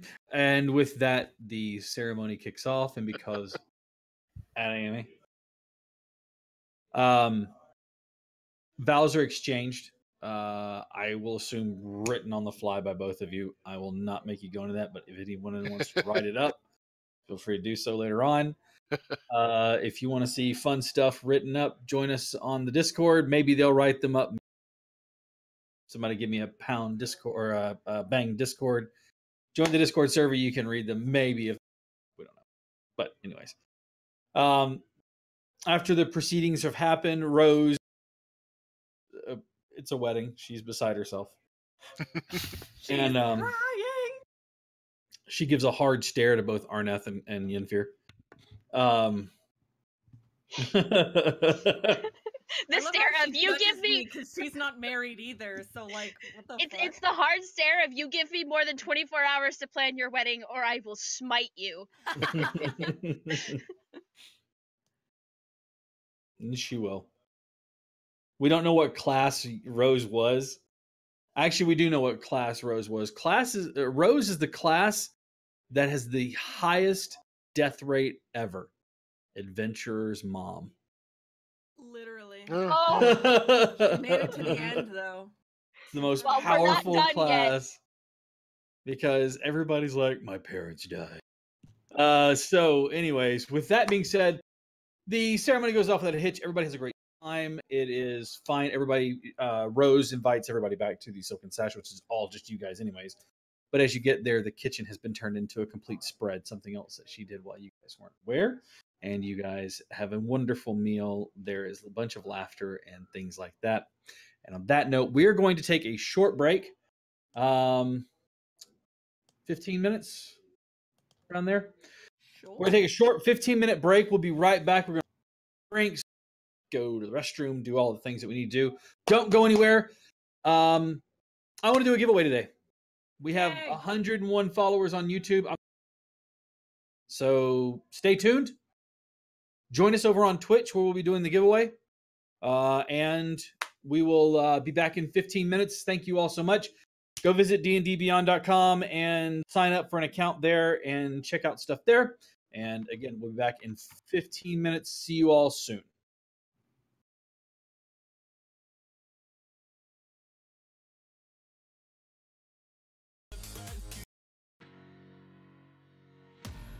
Face to face, I found my pain beneath the lies and broken dreams.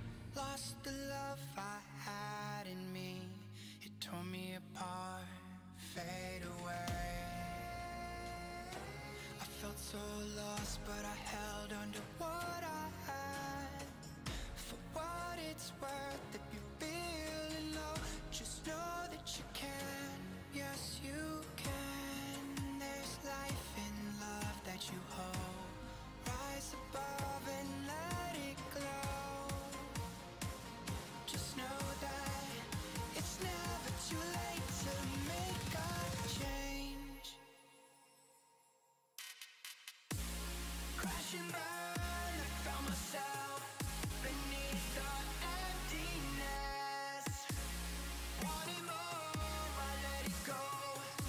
Holding on to love. Breaking through, I feel alive. For once in my life, I'ma live by the want to be all I can. Let the rest just crash and burn.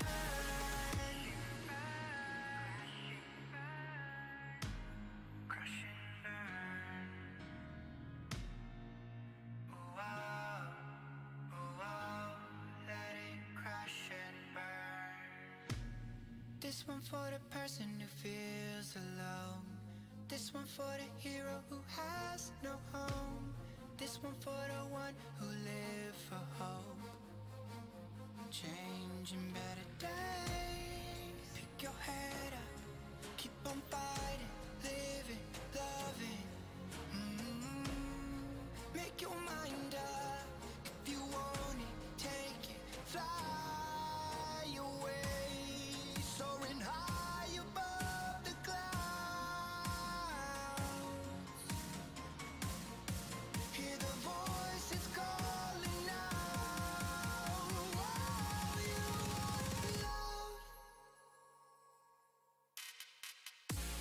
Crash and burn, I found myself beneath the emptiness. Make your mind up. Wanting more, I let it go. Holding on to love. Breaking through, I feel alive. For once in my life, I'ma live by the want to be all I can. Let the rest just crash and burn.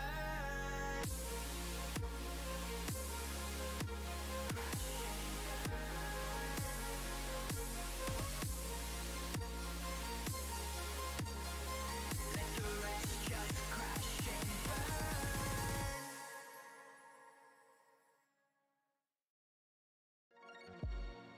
I've been a million places, and never see a million faces, but I feel supernatural. 'Cause the spark is electric. For every part of me, I feel it. I know it all comes back to you. I can't walk away, but I can't explain forces in my veins. You're cosmic.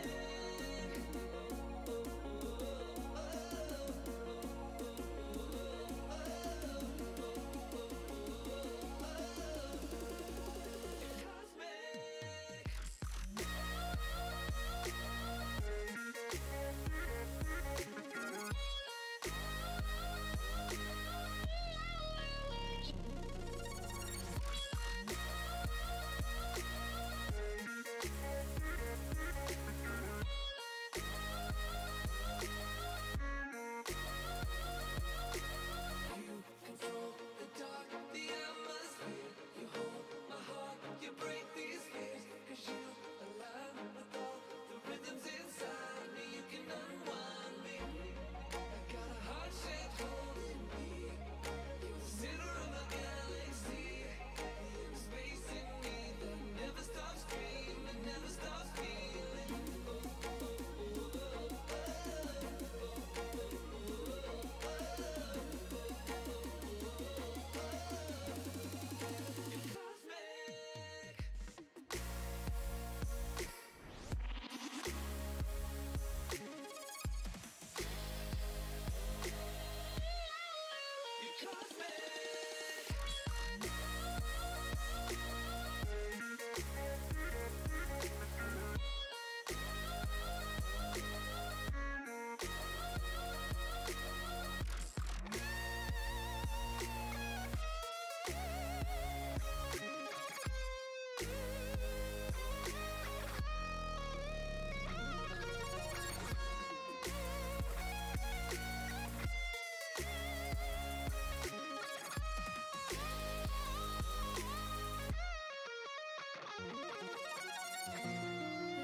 Stars in the bright lights, feel the universe collide.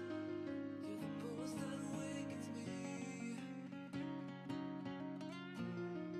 Every part of the darkness is filled with your heaven, a miracle that I can't believe.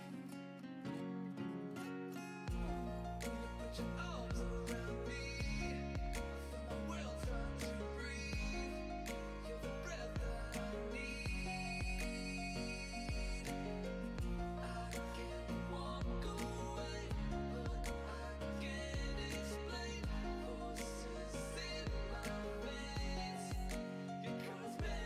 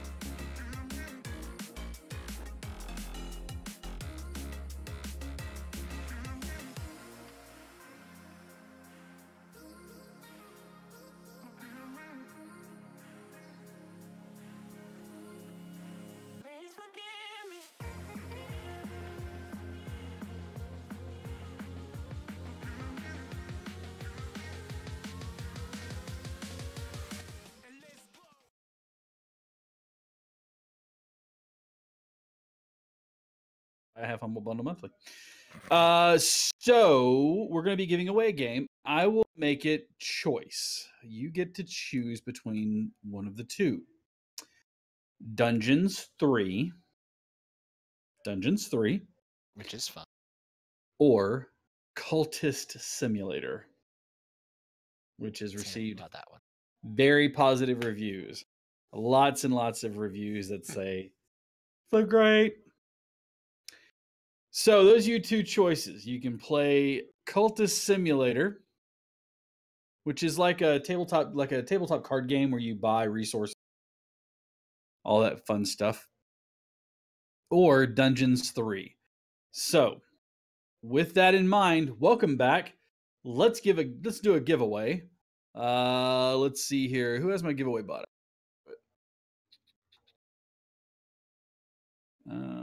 Crap, I forgot how to get there. Oh, thing where you gotta do this stuff. Give me 1 second here, folks. And we will do a giveaway.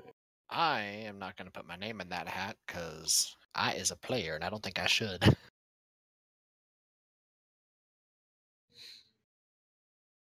Hang on just a second here. I know it's a bot. What's the bot name? I forgot. Nightbot. Thank you.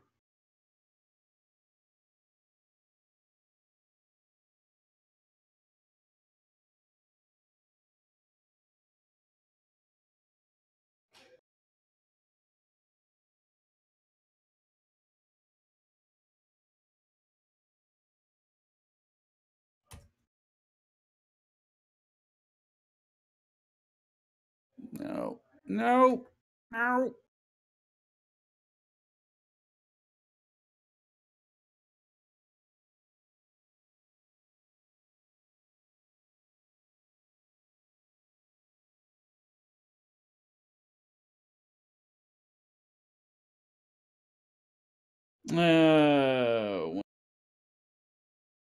If I need.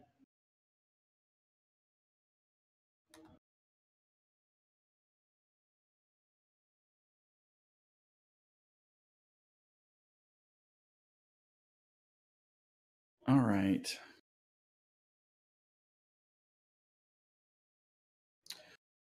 Well, we'll give away a game here in just a few minutes.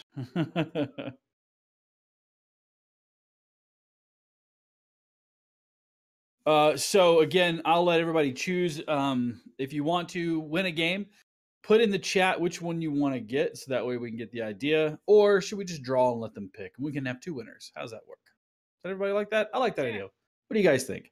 I'll give away 2 games. This is in honor of our 100th subscriber for YouTube that gave us our own unique URL. Thank you to everyone. And so that way we're going to give away a game.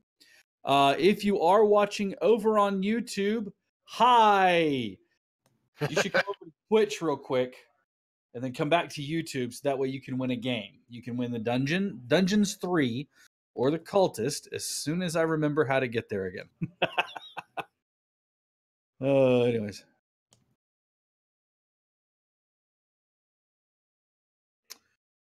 All right.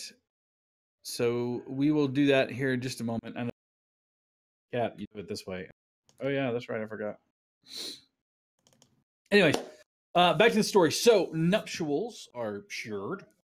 A feast is had, and you all are now looking at the proud couple of Callista and Gillett. Last name. Does Gillett have a last name? Oh. Yes, but he's been ignoring it for a while here. So he has to go back and find it. It's Gillett Gillette. Gillett Gillette. It is the best a man can get. I mean, considering what he got was Callista, I'd agree. Ho ho! Smooth as glass. Wow. Yikes. Yeah, you know, I don't have his dad's last name. I just have his mother's tribe name. Close enough. Yeah, let's call that close enough. Which is All right. so it's Arnur. Or really more, Arnur. Arner. Arner. ARN.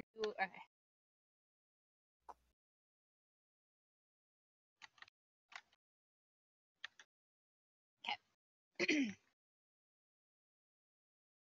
Wow, let's actually write that correctly. Good job. Yeah. No, I wrote because my brain just kind of shorted out for a second. It was like wife of Callista. I'm like, wait a minute, that's not right. Wife of Callista. I was just like, that's not right. Operation manager and second in command. Can you guys remind me how to get to the thing so that we can do this thing the right way? Get to the what? Nightbot. Oh. Do you remember? Hang Yeah, come on, Maddie. You got it. I don't understand technology. Bull I know. has all of the panels that we have on Twitch are done by you, mostly, I think. Yeah. Yeah, I don't know how technology works. Look at me. I don't know what I'm doing. Oh well. Anyways, so the night passes. Everybody has a grand time. There is plenty to eat for everyone, and they kind of shut the Silken Sash down for them. Closed for private party is what it says on the outside. Of course. And as you wind through the night, the next day dawns, and it's a bit misty out. Like some cool weather has settled in, and the weather and the moisture in the air has created a low fog, and everything seems to be covered in just a fine moisture, like a layer of moisture on everything. It's cold enough that you're not cold, but you're cool enough that you kind of want to wrap things around. Zion, it's uncomfortable. Find a rock, lay out on it. As you ready yourselves, what are you doing? You've gotten married, or at least two of you have. You finished your jobs here in Lanceport. Where are you going to now? Zion will suggest finding that passage to go north. Are you going to go That's my thought. on foot, or are you going to go by boat? I think the decision. Sorry, I think the decision was to go by boat because it would be a little bit faster. Mm-hmm. Yeah, and Arnett loves the sea. And Yennefer wanted to go on a boat. Yeah. I almost became single again. Oh, how dire is that? Why does part of me think the only reason Yennefer wants to go on a boat just to say, I'm on a boat? I'm on a boat. He would, though. I'm on a boat, mother. Yeah, Arnef totally adores water. Yeah, He he's like a merman. I mean, now is the time to voice your objections about going on a boat. Well, I mean, as long as he's not forced to get into the water and isn't actively just like hanging over it, he's good. I mean, you probably have the coin to hire an airship. No. Yeah, with that payment, absolutely. No. Christ. Yennefer's not going on an airship. Listen, You know, you're going on a boat. Arnef was traumatized as a child from water, and then he was recently traumatized by heights. Yeah, that's Because he left That's yeah. So we're just in a lose-lose situation here, is what you're telling me. Yes. That's what I'm hearing. Yeah. So what I'm hearing is I need to summon some pixies to put you to sleep and just keep you asleep the whole damn You Mr. T, Mr. T'ing him. You're gonna Mr. T him to get him on the boat. That's what I'm hearing. Surprise! this we're milk. on a boat. No. A couple hours later. he would attempt to resist being put to sleep. But would you know he was doing it? It Yeah. made some really nice. They're gonna have to make the saving throw. You know what? Okay, so go ahead and try and put Arnef to sleep. I have another idea. Nah, I'm not Once doing it he's right done. now. Okay. Wild magic? Suggestion. Oh, that's been used on me before. Yep. Uh, I need a wisdom saving throw from you, my dear. The DC is 17. Okay. Ruh-roh. see, the funny thing is, The suggestion is that the trip is going to go fine, and that nothing is going to go wrong if he just sets foot on. You're right. You're right, Also- Calista. Give me that roll. Yep. see, the funny thing is, I'm not seeing anywhere on the sleep spell you have to make a save against it. Oh, you don't. The That's target right. must make a wisdom saving throw. Oh, No, for on sleep. on sleep, it's not. It's just HP. Yeah. You have to roll how much. You have to roll how much HP. Do you think you're gonna match 10th level Ranger's HP? I guess if you cast it high enough. I level. have a 75% chance to do that, casting it at base level.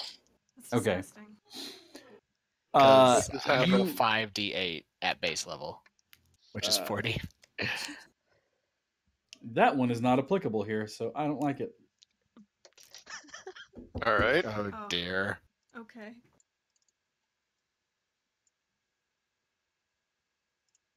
Uh-oh. Oh, whoa. I heard like, it. That's As not you've- applicable here. I don't like it. As you finish casting your spell, nothing happens.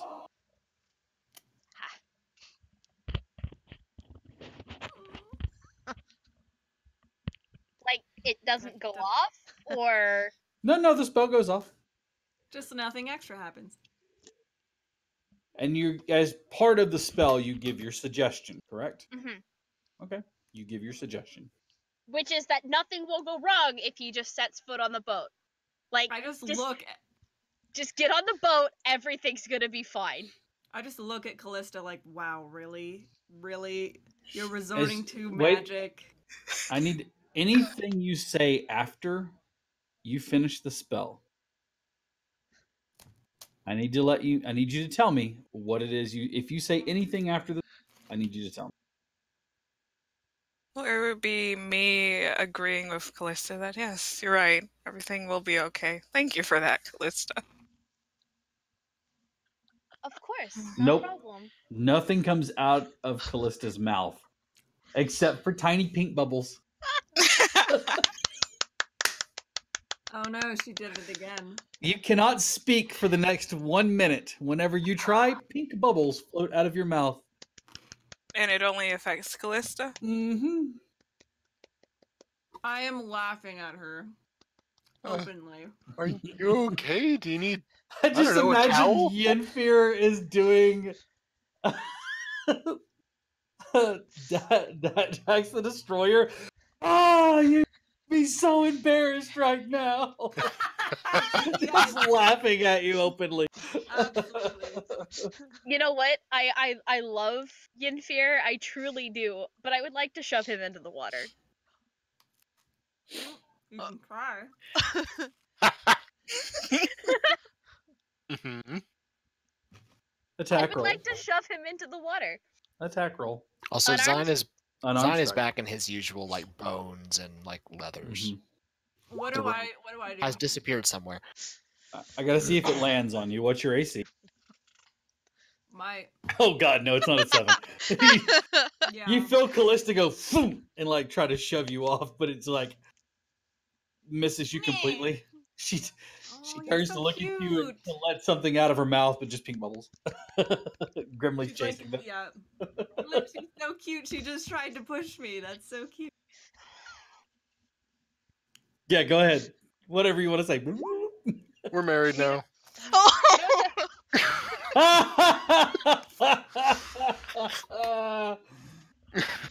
I need an athletics check from Gillett, and opposed by your choice, Yenfear, athletics or dexterity. Good luck. You're gonna need it. Oh god.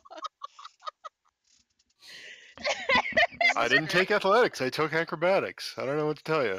This is great.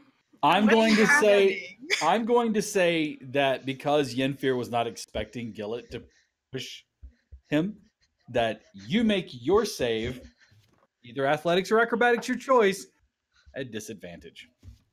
As you Okay. were caught unawares. How do I roll at disadvantage? On your character sheet within D&D or with Oh, okay. 20? There you go. Ah, still just barely. Yeah, You almost got me. You fucking bitch. You Beats it, shove. beats perfect. I love you all. You shove. I'm Ugh. going opposite direction because I like this. You push, making good contact. Yenfear pirouettes on one foot, stands on the edge of the wharf, arms out, wobbling. Second, and there's just a slight gust of a breeze, and the sound of sploosh. Zion will She's lean laughing. over and just She's laughing. Nothing's coming out but these pink bubbles, but she's just like a string of pink bubbles just rolling out. Zion's just leaning over and goes, "Can you swim? Yes, I can swim. Thanks. Do you need help? No, I'm fine. Are you sure? Yes. I honestly don't know how Arna would respond. Like, I don't know. There you go. I don't know if it would be panic or just like, what? I don't. Well, Tell he me. says he's fine. Just go ahead and get on the boat. We'll wait, I guess. Grimmel's I'll just face staring step over. onto the boat. Dripping wet. Mm-hmm. That works too. She's fucking giggling. Absolutely. This is hilarious to her. Mm-hmm. And then she is going to pull out a piece of parchment and just write one word on it, fold it in half, and hand it to Yenfear. I snatch it out of her hand and open it. And it just says sorry. I'll rip it in half. You think being cute is going to save you now? Sleep with one She eye shakes open, she Callista. shakes her head and then just like gestures back to Gillett. Both of you sleep with one eye open. Both eyes open. And then she's going to take another piece of paper and write, "You don't scare us," and then hold it up to him. at this point, Zion, watching this happen, goes, You know, if either of you fall overboard while we're on the ocean, the chances of you getting attacked by a shark is dramatically increased. You don't say. In other words, while we're at sea and under the command of another person aboard their vessel, don't break anything. Thanks for the advice. You're welcome. I have to go dry my clothes off. I'll see you all later. Hey, I'll help. All right, real I'll quick help. before. All right, real quick. We're gonna go ahead and know the Ben Luck does not provoke, if I'm not mistaken. Nope, It's- only if I use Tides of Chaos. Only if you use the Tides Okay. of Chaos. But all right, everyone, giveaway time. We're gonna get 2 winners. The word, it's a keyword, so type in wedding. Type it in once. Wedding. Wedding. WEDDING. Can't talk today. WEDDING. Wedding, and you can win either Well done. Dungeons 3 or Cultist Simulator. And so go ahead and we'll let that run for a minute. So Go ahead and type it in now if you want to win a chance at a game. I know that there are some of you that had to leave early, but don't worry, we're going to be doing some giveaways and stuff here as we go. So feel free to type it in there. Wedding.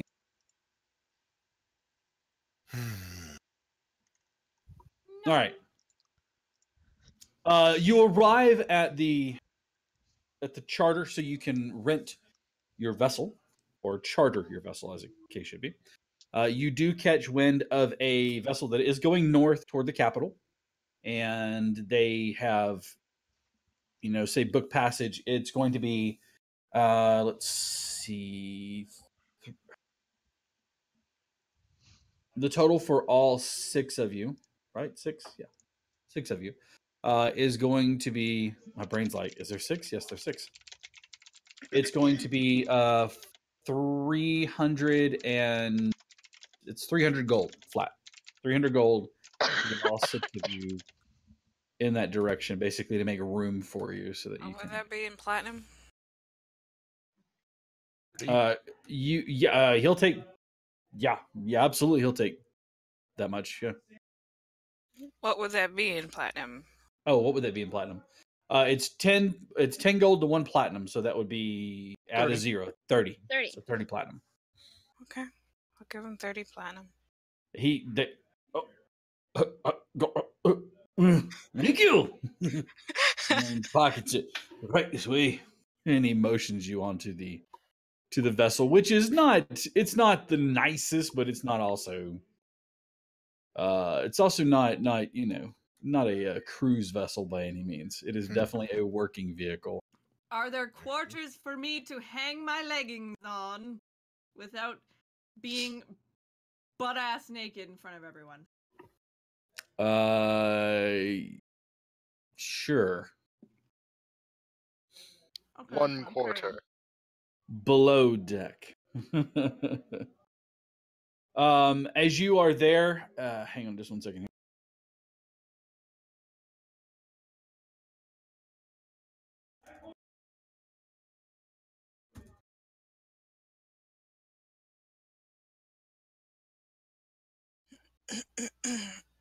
Anyways, they are ready to set sail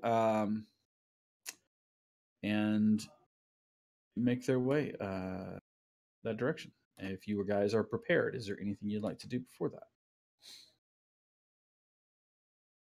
Not for Callista.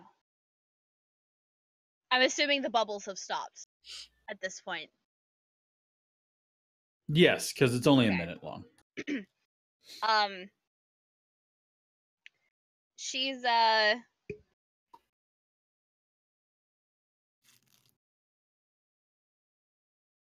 no, she's just getting settled below.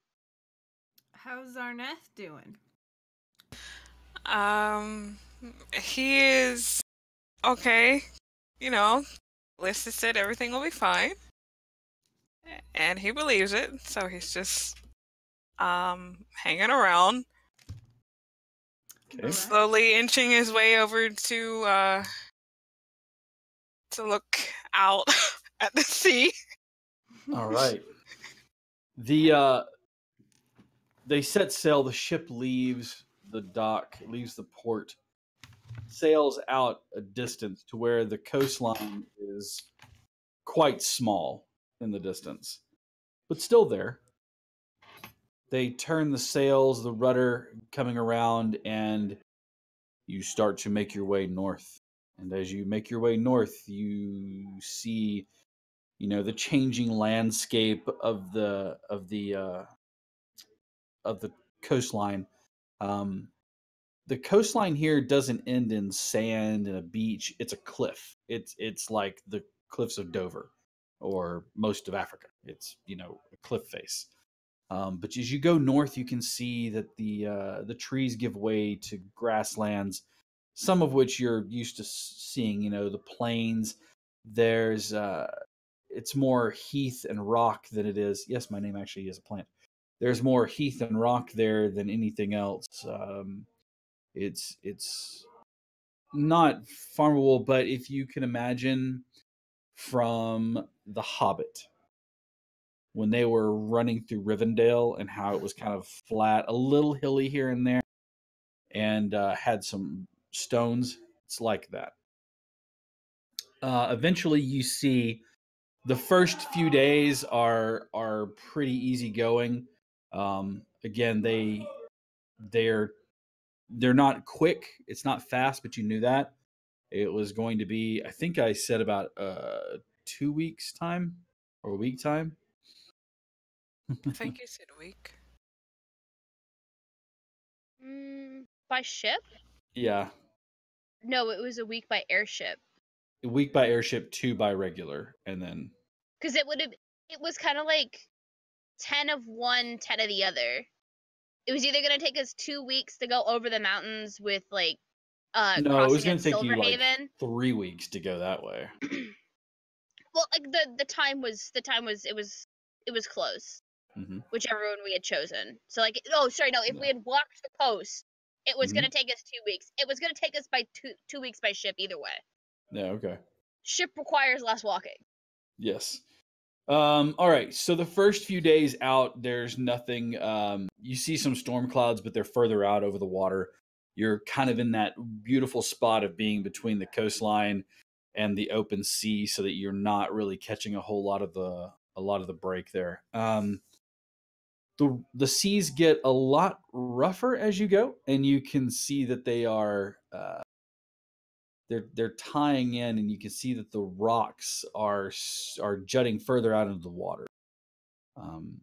They steer clear, sailing further out into the water, and the next couple of days go by. You start to get pelted with rain, and it's cold and it's miserable, but the waves stay subsided. It's just like a dead flat rain. The sails are mostly full, and they're moving along. So, hey guys, if you're typing into the chat, wedding is our keyword. Don't go anywhere. Stick around so that you can win. And we'll pull that drawing here in just a few minutes. Again, you can win Dungeons 3 or your choice, Dungeons 3 or Cultist Simulator. So stick around and we will draw that in just a few moments. Anyway, so you guys see that the rain breaks finally at the end of the week. Things dry out. You guys are starting to see some of the land is falling further away from where you're at, but you can see also that it's rocky. You see a lighthouse, a long abandoned, that sits there. No light pours from it. It seems like it's mostly dilapidated. And the next couple of days, you set out. You watch as the crow's nest. Are you guys? You guys aren't tasked with doing anything, but if there's anything that you would like to do while you're on the vessel, anything for preparation into the next section of the map. If any of like the sails rip or something, Callista offers to use mending. Sure. To fix them. Most of the sails are pretty sturdy. We see that there's a lot of, not really necessary that you need mending, but on the sails, but the ropes and some of the rigging and pieces like that, especially along there, they definitely, appreciate any and all help that you guys offer. So you guys finally crest around, and you can see off in the distance, still to the north, but to your right, you can see what looks to be a small object that sits alone on this little outcropping of stone. The captain lets you know that that's your target. You've been making good way. Even with the rain, the wind has been strong in the sails, and you are actually going to arrive ahead of schedule. So you guys are cruising along. He says, we're not going to be able to drop anchor at the cliffside. We'll have to drop anchor out here and then put you on a dinghy and send you that way. He says he does know, though, from what he remembers, there was a staircase or some way to get up the cliff face other than your own hiking it up there. As long as they don't mind my magic's affecting them, it will be fine. He just kind of nods at you and says, all right, if that's what you say. he's curious about that. All right. You guys come within distance over the next couple of days, and other than the sun and occasionally the rain beating down on you, the trip was uneventful and rather boring. However, you get the idea that that was probably the safer choice because you don't know what you're going to meet your past history. They drop anchor, and you can see off in the distance, sitting on an outcropping, but still part of the cliff, like the edge of the cliff, an old outpost. I say old in that it's built a long time ago, but it seems like it's in pretty good shape overall. And you see a staircase that does climb from a small dock and then goes up to the top of the cliff. It's probably about 80 feet from the bottom of the steps to the top of it. So with that being said, let's do this. Let's go ahead and do this. Doing game on Twitch. Jump in and type wedding. So for those of you who are just joining us, the keyword is wedding. You must be present to win. If you are not present to win, I'll probably contact you anyways. I'd like for you to be present, though. So let's go ahead and get those keywords in. I'm going to do that draw here in just a moment. I'm going to make you illegible or eligible. Again, we're going to be doing cultist giveaway, or excuse me, we're going to be doing a game giveaway. The winner gets a choice of Cultist Simulator or Dungeons 3. It's your choice. So we're going to do that drawing right now. I've got several people who are involved in this. So here we go. Rolling it. And our winner is Soul Soldiers. Congratulations. You can either send me a message, or if you want to type in the chat which one you would prefer, Dungeons 3 or Cultist Simulator. Let us know, and we'll make sure to get that key to you so that you can get your game, okay? With that being said, thank you all. We may do one more here in just a bit to maybe give another game away. So stay tuned and keep tuned in and keep enjoying the game with us. They drop anchor into the water with a mighty and they set the dinghy out, or they get you into the, lower it down into the water. The captain stays on the boat, but he sends one of his men out on there. As you guys get closer to the area, you can see that the waves over the centuries has just completely eroded away part of the stone to give it this fabulous pattern. But again, it's not like it's crumbling. It's just years and years and years slowly over time. The staircase stands, sturdy planks of wood, big pieces of timber. And you can see that it climbs up. It's grayed and weathered, but it seems like it's pretty sturdy. Well, we can climb the staircase, or you can take my way. Which would you prefer? What is your way? My way is you end up temporarily doing what I do. Flying. Yes. All right. I'm not against it. You're not on a boat. I'm all for it. Anyone else? Sure, you know what? Sure, I guess. Why not? He'll look at Grimly and Callista. Alright. It's okay. So he will, 5th level, cast Conjure Woodland Beings, summon pixies. And 5 pixies will cast Polymorph, 1 on each of them, and turn them all into Bloodhawks. Okay. Since they accepted... There's no saving throw. Nope. And So once that you're all happens... Bloodhawks. Which, essentially, it's Crimson Feathered Hawks. Yeah. Am I Essentially. a tiny one? Small-sized creature. They're tiny anyway. They're not huge. Oh, okay. And he will just shift into one himself and just fly up. Do we just automatically pick up how to fly? Yeah, I was like, Yeah. yeah, actually you do. You intrinsically how it know how to works. use that body. Yeah. Yeah, intrinsically you're like, oh sweet, I've had wings all this time. I'm a bird. Yeah. Squawk. Caw-caw, dookie dookie. Finally, a true peacock Yenfair. And all of your stuff that you have on you merges into your body, so you don't lose any of it. Good. That's good. That's Hate to lose that bag full of dirt. Yeah. Yeah, we don't want to lose the bag full of dirt. You never know. You're not wrong. The Grimly is last secretly, thing, Grimly Good. secretly our dirt donkey. just move Earth Yeah. 5 feet at a time.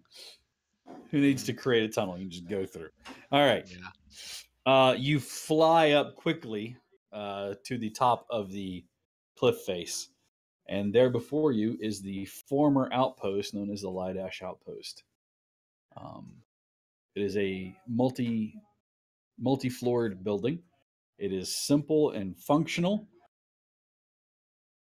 It seems to have had some updates to it in the form of livability, or I should say comfort. Currently, out of the chimney space that has been made on the side where the hearth would pour out, you see smoke lazily drifting into the sky. You can smell the burning wood from a stove or some other fireplace. And you see a portly man, probably about 5'8" or so, wearing a copper-colored robe. His hair is like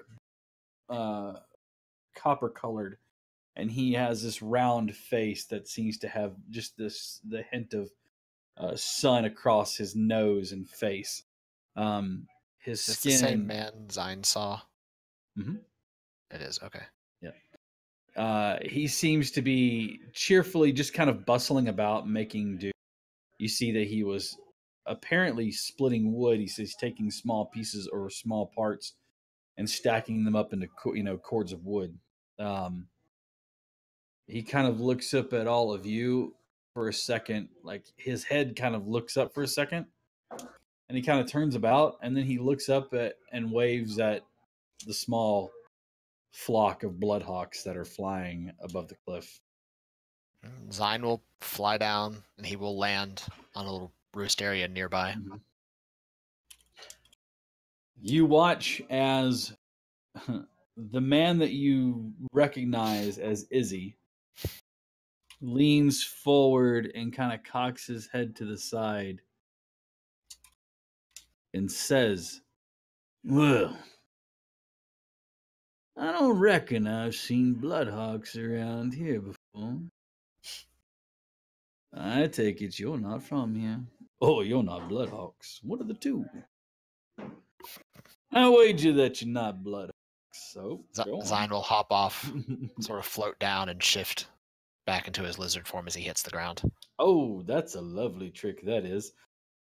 And what about the rest of your friends? They don't know how to shift as I do. So Gillet's just hopping around in a circle. Same, Rosen.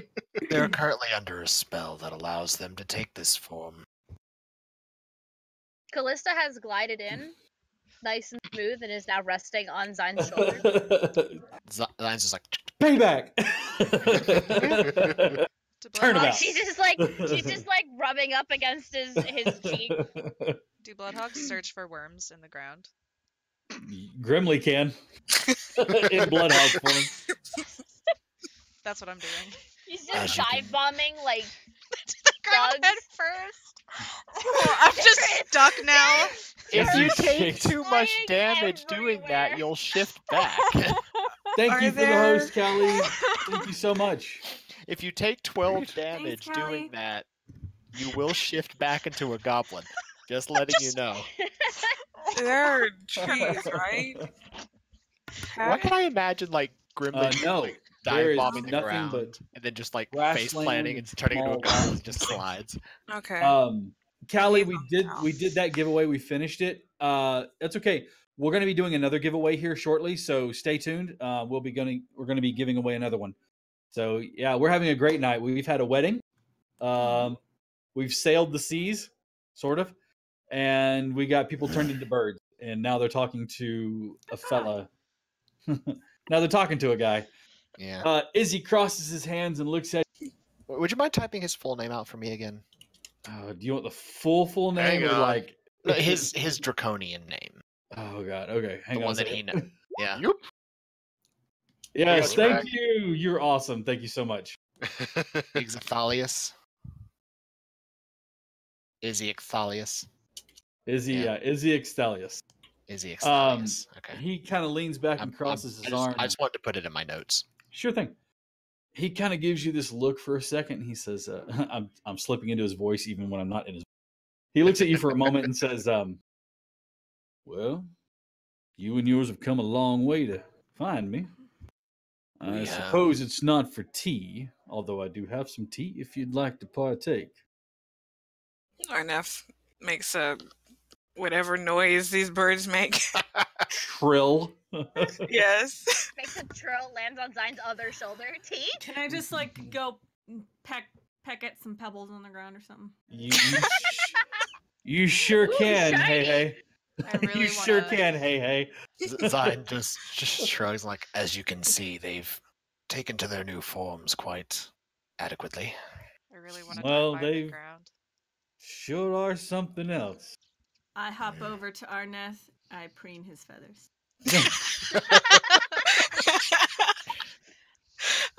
Subscribed.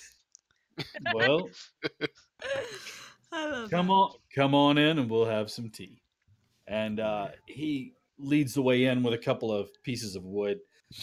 He seems very comfortable in this form. He doesn't make a big show of it or anything else like that. As he comes in, he stacks the wood in its place, and then he throws a couple of pieces in there and stokes the fire inside of the oven. He puts a kettle on, and it starts to, percolate. And he sits down, and he kind of crosses his hands again and leans back and says, "So tell me, why is it you've come so far looking for old Izzy?" Well, we are in part under search of something that we believe that you still carry. Well, you have my attention.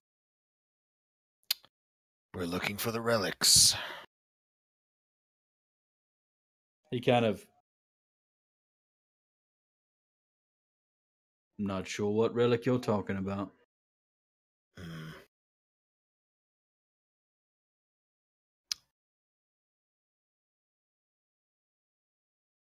Zine he'll just fold his arms. He'll sort of lean over a little bit and Part of me thinks you do. Mm-hmm.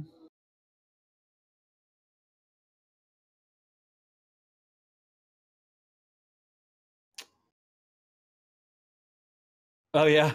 Oh, they did. I'm so sorry. It's all right. That's why. It happens so randomly sometimes. I'm just like, what? I'm sorry. That's okay. He leans back and starts to take a deep breath, and about that time, the whistle starts to go on the kettle, and he stops and he goes, "A moment, if you will." And he stands and he gets down a very nice cup and saucer set, and puts some loose leaf in there and pours the tea, lets it steep for a few moments. He sets them down and he says, "I'm sorry, friend, but I've come across a lot of knickknacks in my time, and I don't have any particular relics. I've got a few baubles, odds and ends." So you're saying that you did not leave Lansport with any particular relic designed to seal evil away? Well, I left Lansport with a few items in tow, if you will. But whether or not it sealed away evil, Couldn't particularly say. Hmm. As you can imagine, one to another, I'm not particularly fond of parting with any of the relics or items that I have. You understand, don't you? I do. However, in this case, it is something of dire importance, for we need all three to see the mission done. Well, that puts me in a quandary. I'm happy to part with the item in question, as I do have a relic that I believe you're looking for.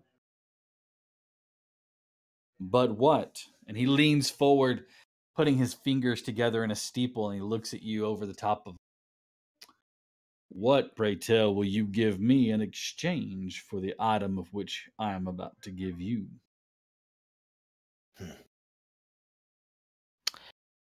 One to another. I know such items are not something that we often trade. However, considering your respective bloodline, I will allow you to take one item of mine as you see fit. Let me ask you a question then, old one. A particular item that is on you, or something you've got, and he kind of looks around for a second, squirreled away. Do you really think I would keep much of that on me in my travels? That's why I'm asking you. Are you allowing me to take something that's on you currently, or something you've got squirreled away? Consider it an olive branch. You are allowed to take a single item of equal worth that is squirreled away. Then we have an accord, my friend. And he leans back, stands up, pushing himself away, and he offers his hand out to you. He will reach out and grasp it in turn. Excellent. I'll come calling whenever the time is appropriate.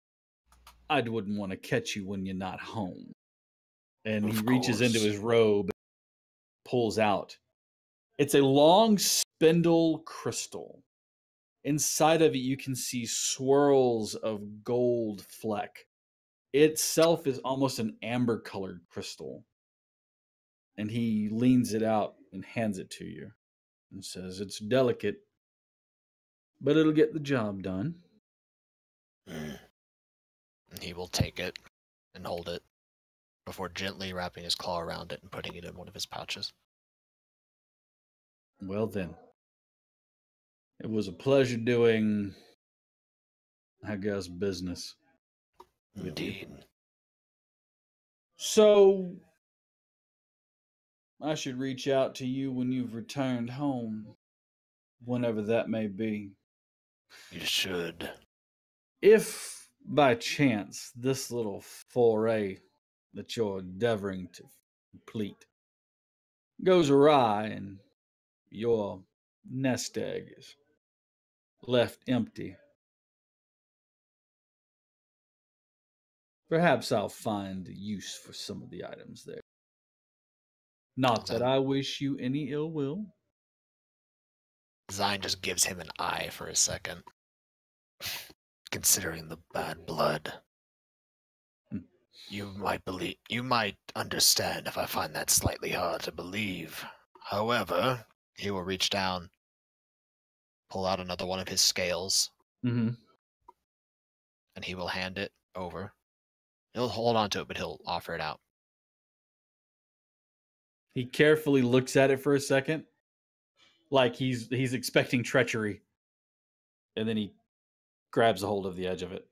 He doesn't let go, and he will speak in Draconian. Izzy Ixthalius, present this only if such a thing comes to pass. You will be permitted entry. And he will Well. let go of the scale. Quite honestly, I hope nothing comes of it. And I hope that You you're and me well. both.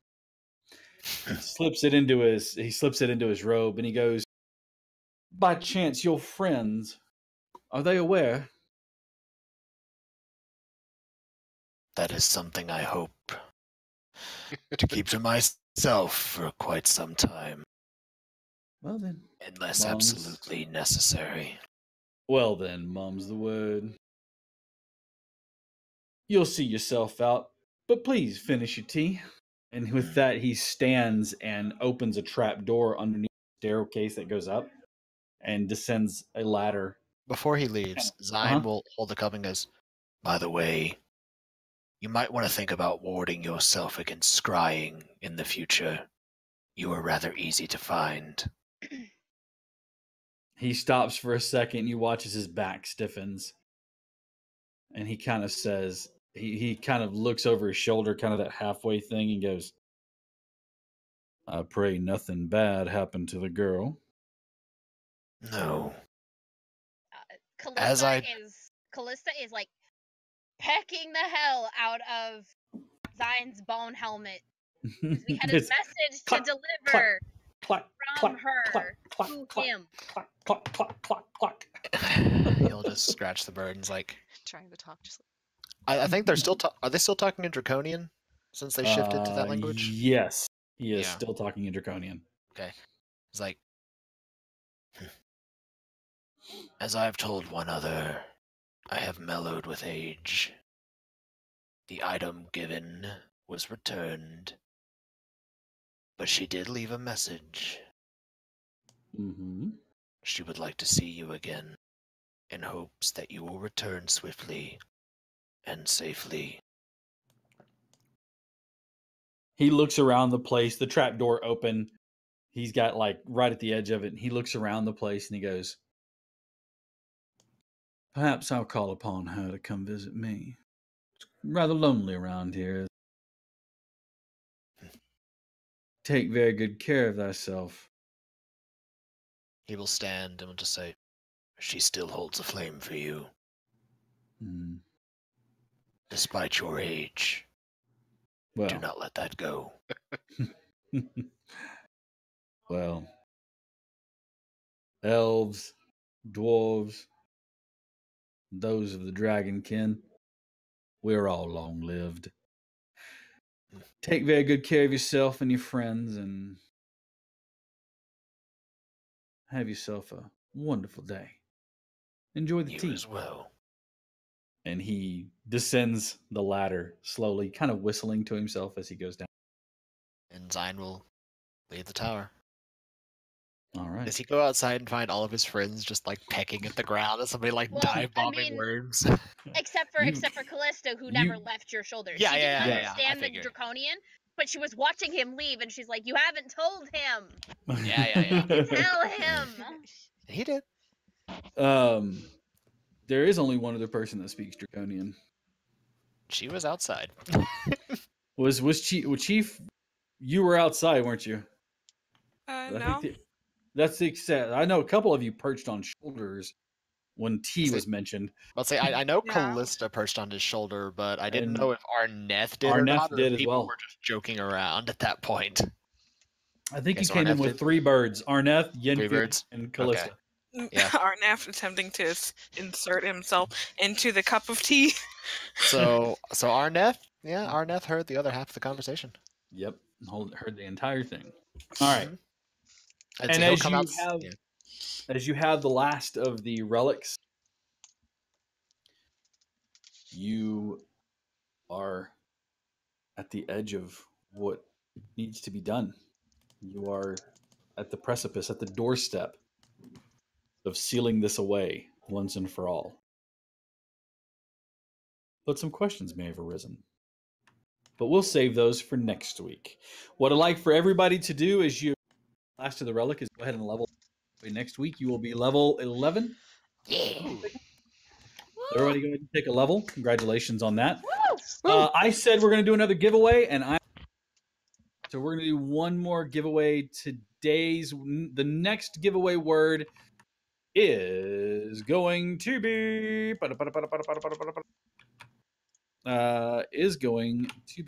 not wedding, but instead dragon. It's going to be dragon.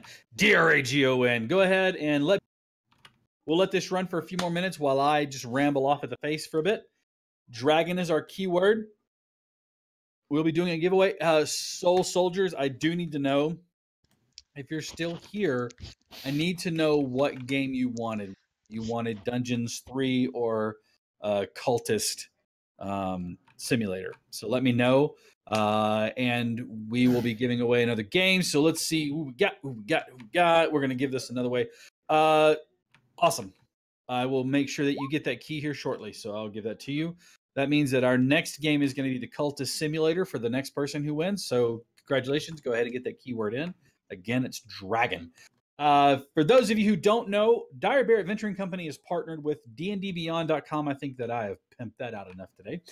We are also partnered with Lucky Dice Cafe locally, but me, myself, as DM and a player, and a lot of the people here, as a matter of fact, are also a part of the Xenon Armada. If you guys would go check us out, there's a bunch of us, Kali Xenon, Nightblade, myself, and there's Chaos Darkness or Draknar. I can't remember which one it is in there. It's either 181. All of us, we're all part of the Xenon Armada. Go check out their Twitch and their streams. They're fantastic. Knight was actually there earlier. They also have a Discord. So make sure you pop by and say hi to them. I want to give a huge shout out to all the patrons that we have. If you'd like to become a patron, feel free to pop over to our patron page. There's a link in the Twitch thingy down there somewhere. Also, all of our artists have a link on there. That includes Chief, and that includes Jack, and that includes Atlas, and that includes Maddie, and that includes Ryan, Morgan, Crafty, however you want to call his name. So feel free to just drop by there. I know some of them have commissions open, so go by and check and see what they've got. Here locally, we are getting involved in a lot of things. Some people ask me how doing, and I said locally we're doing fantastic. We are live streaming this Friday as part of a collaboration between several companies here, Dire Bear Adventure Company, Lucky Dice Cafe, and some others. We are live streaming our Friday night adventure night where we'll be playing Star Wars Edge of the Empire, which is all about the renegades, rebels, and rogues. It's the scoundrels. It's the bad guys, you know. Not the bad guys. That's not right. Bounty hunters, scoundrels, smugglers, those guys. So they will be live casting that this Friday starting at 6 p.m. Central until 9 p.m. As we play along. It will probably be a huge table. Whenever I broadcast that I'm doing Star Wars on Friday nights, it's usually one of the biggest turnouts that I have. But I want you guys to tune in and let everybody know. Spread the word, get it out there. Yeah, anti-heroes is the perfect way of saying that. Thank you so much. So again, let's go ahead and make sure that we have everybody who would like to get in there, type in dragon, and that way we can get this going. I'm going to give you just a few more seconds here. Maddie, do you have anything coming up? No. Nope, nothing new. Okay. Nothing new. Keep an eye out. Thursday, towards the end of April, beginning of May, we are going to launch in with Curse of Strahd. Yes. Can't wait to see that. We're looking forward. We will be featuring V. No, this way. V. To your other way. Who will be playing one of my V is one of my players. Soul Soldiers, who's in chat, is also one of my players. Hey. And this will be my Thursday group. For the first time ever, we will have my mother on webcam playing D&D. I love your mom. She's fantastic. She plays in Tuesday night. She's pretty Which great. is not on camera. Speaking of Tuesday nights, don't forget tomorrow we're doing Esper Genesis. Jason. But Eric, our Zine, is in that. And so come and tune in. And then on Wednesdays, We're doing Monster of the Week, being hosted by V, who we're actually doing like Wednesday Night Showcase, so it's going to be something a little different. Short campaigns, short little adventures. They may take a few sessions, but most of all, it's just kind of to get different DMs out there and different people running games. By the way, if you're interested in running a game on Wednesday night, join the Discord, send me a message. Hey, Cap, I really want to run something. Let me know what you like to run, and I'm happy to make sure that it goes off as well as it can. So with that being said, on Wednesday, we're doing Monster of the Week, where I get to play, let's see, Jack is playing Lauren, which is my character's granddaughter. Maddie is playing a Hellhound. Brandy, who is a Brandy. hellhound. And Jason is playing a God for Hire. And I'm playing a crotchety old man, so basically myself. But Montague J. Gunn. So you guys tune in. It is a riot of a time. I love all the characters, and it is supposed to be just a bang up good time. So that's again on Wednesdays from 6 to 9. Tune in. So let's go ahead and do that giveaway. Right, rambled off at the face hole enough. We're going to make sure that we have people who are eligible, because I know that maybe they weren't here. So we're going to do that now. Roll that beautiful bean footage. And our winner is Crimson Soul 347. Crimson, are you out there? Let me know. You have won Cultist Simulator. I will make sure you get your key. Soldier, I will make sure you get your key.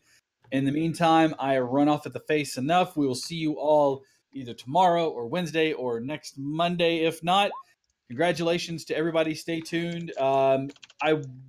Let's see.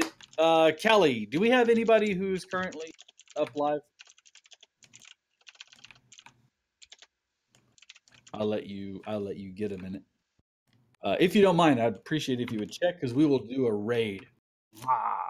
So congratulations to both Crimson Soul and to Soul Soldiers, as you guys have won your games. I will go ahead and get those keys to you here before the night ends. So congratulations.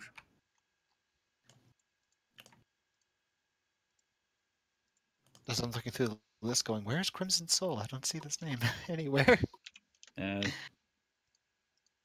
Oh, there they are. On that top, okay. I found the name now. I'm good. Hey. I'm weird, don't mind me. I'm like, who is this? Must scroll and see. We're all weird here, so it's okay. Yeah. All right. Let's see. Okay. Sure, if you want to recommend some, we can definitely pop. So the Nocturnal Play or Skull. I like Skull Fruits. That just sounds fun. So we're gonna raid somebody. So stay tuned, guys. We're gonna drop you all on somebody else's. That ought to be fun.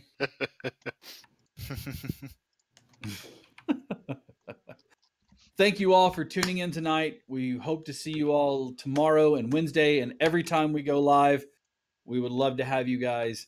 Stay tuned as we pop over there for the raid. In the meantime, though, take care of yourselves. Have a great night. Thank you so much for watching. We love you guys. Take care. Bye. Night. Night.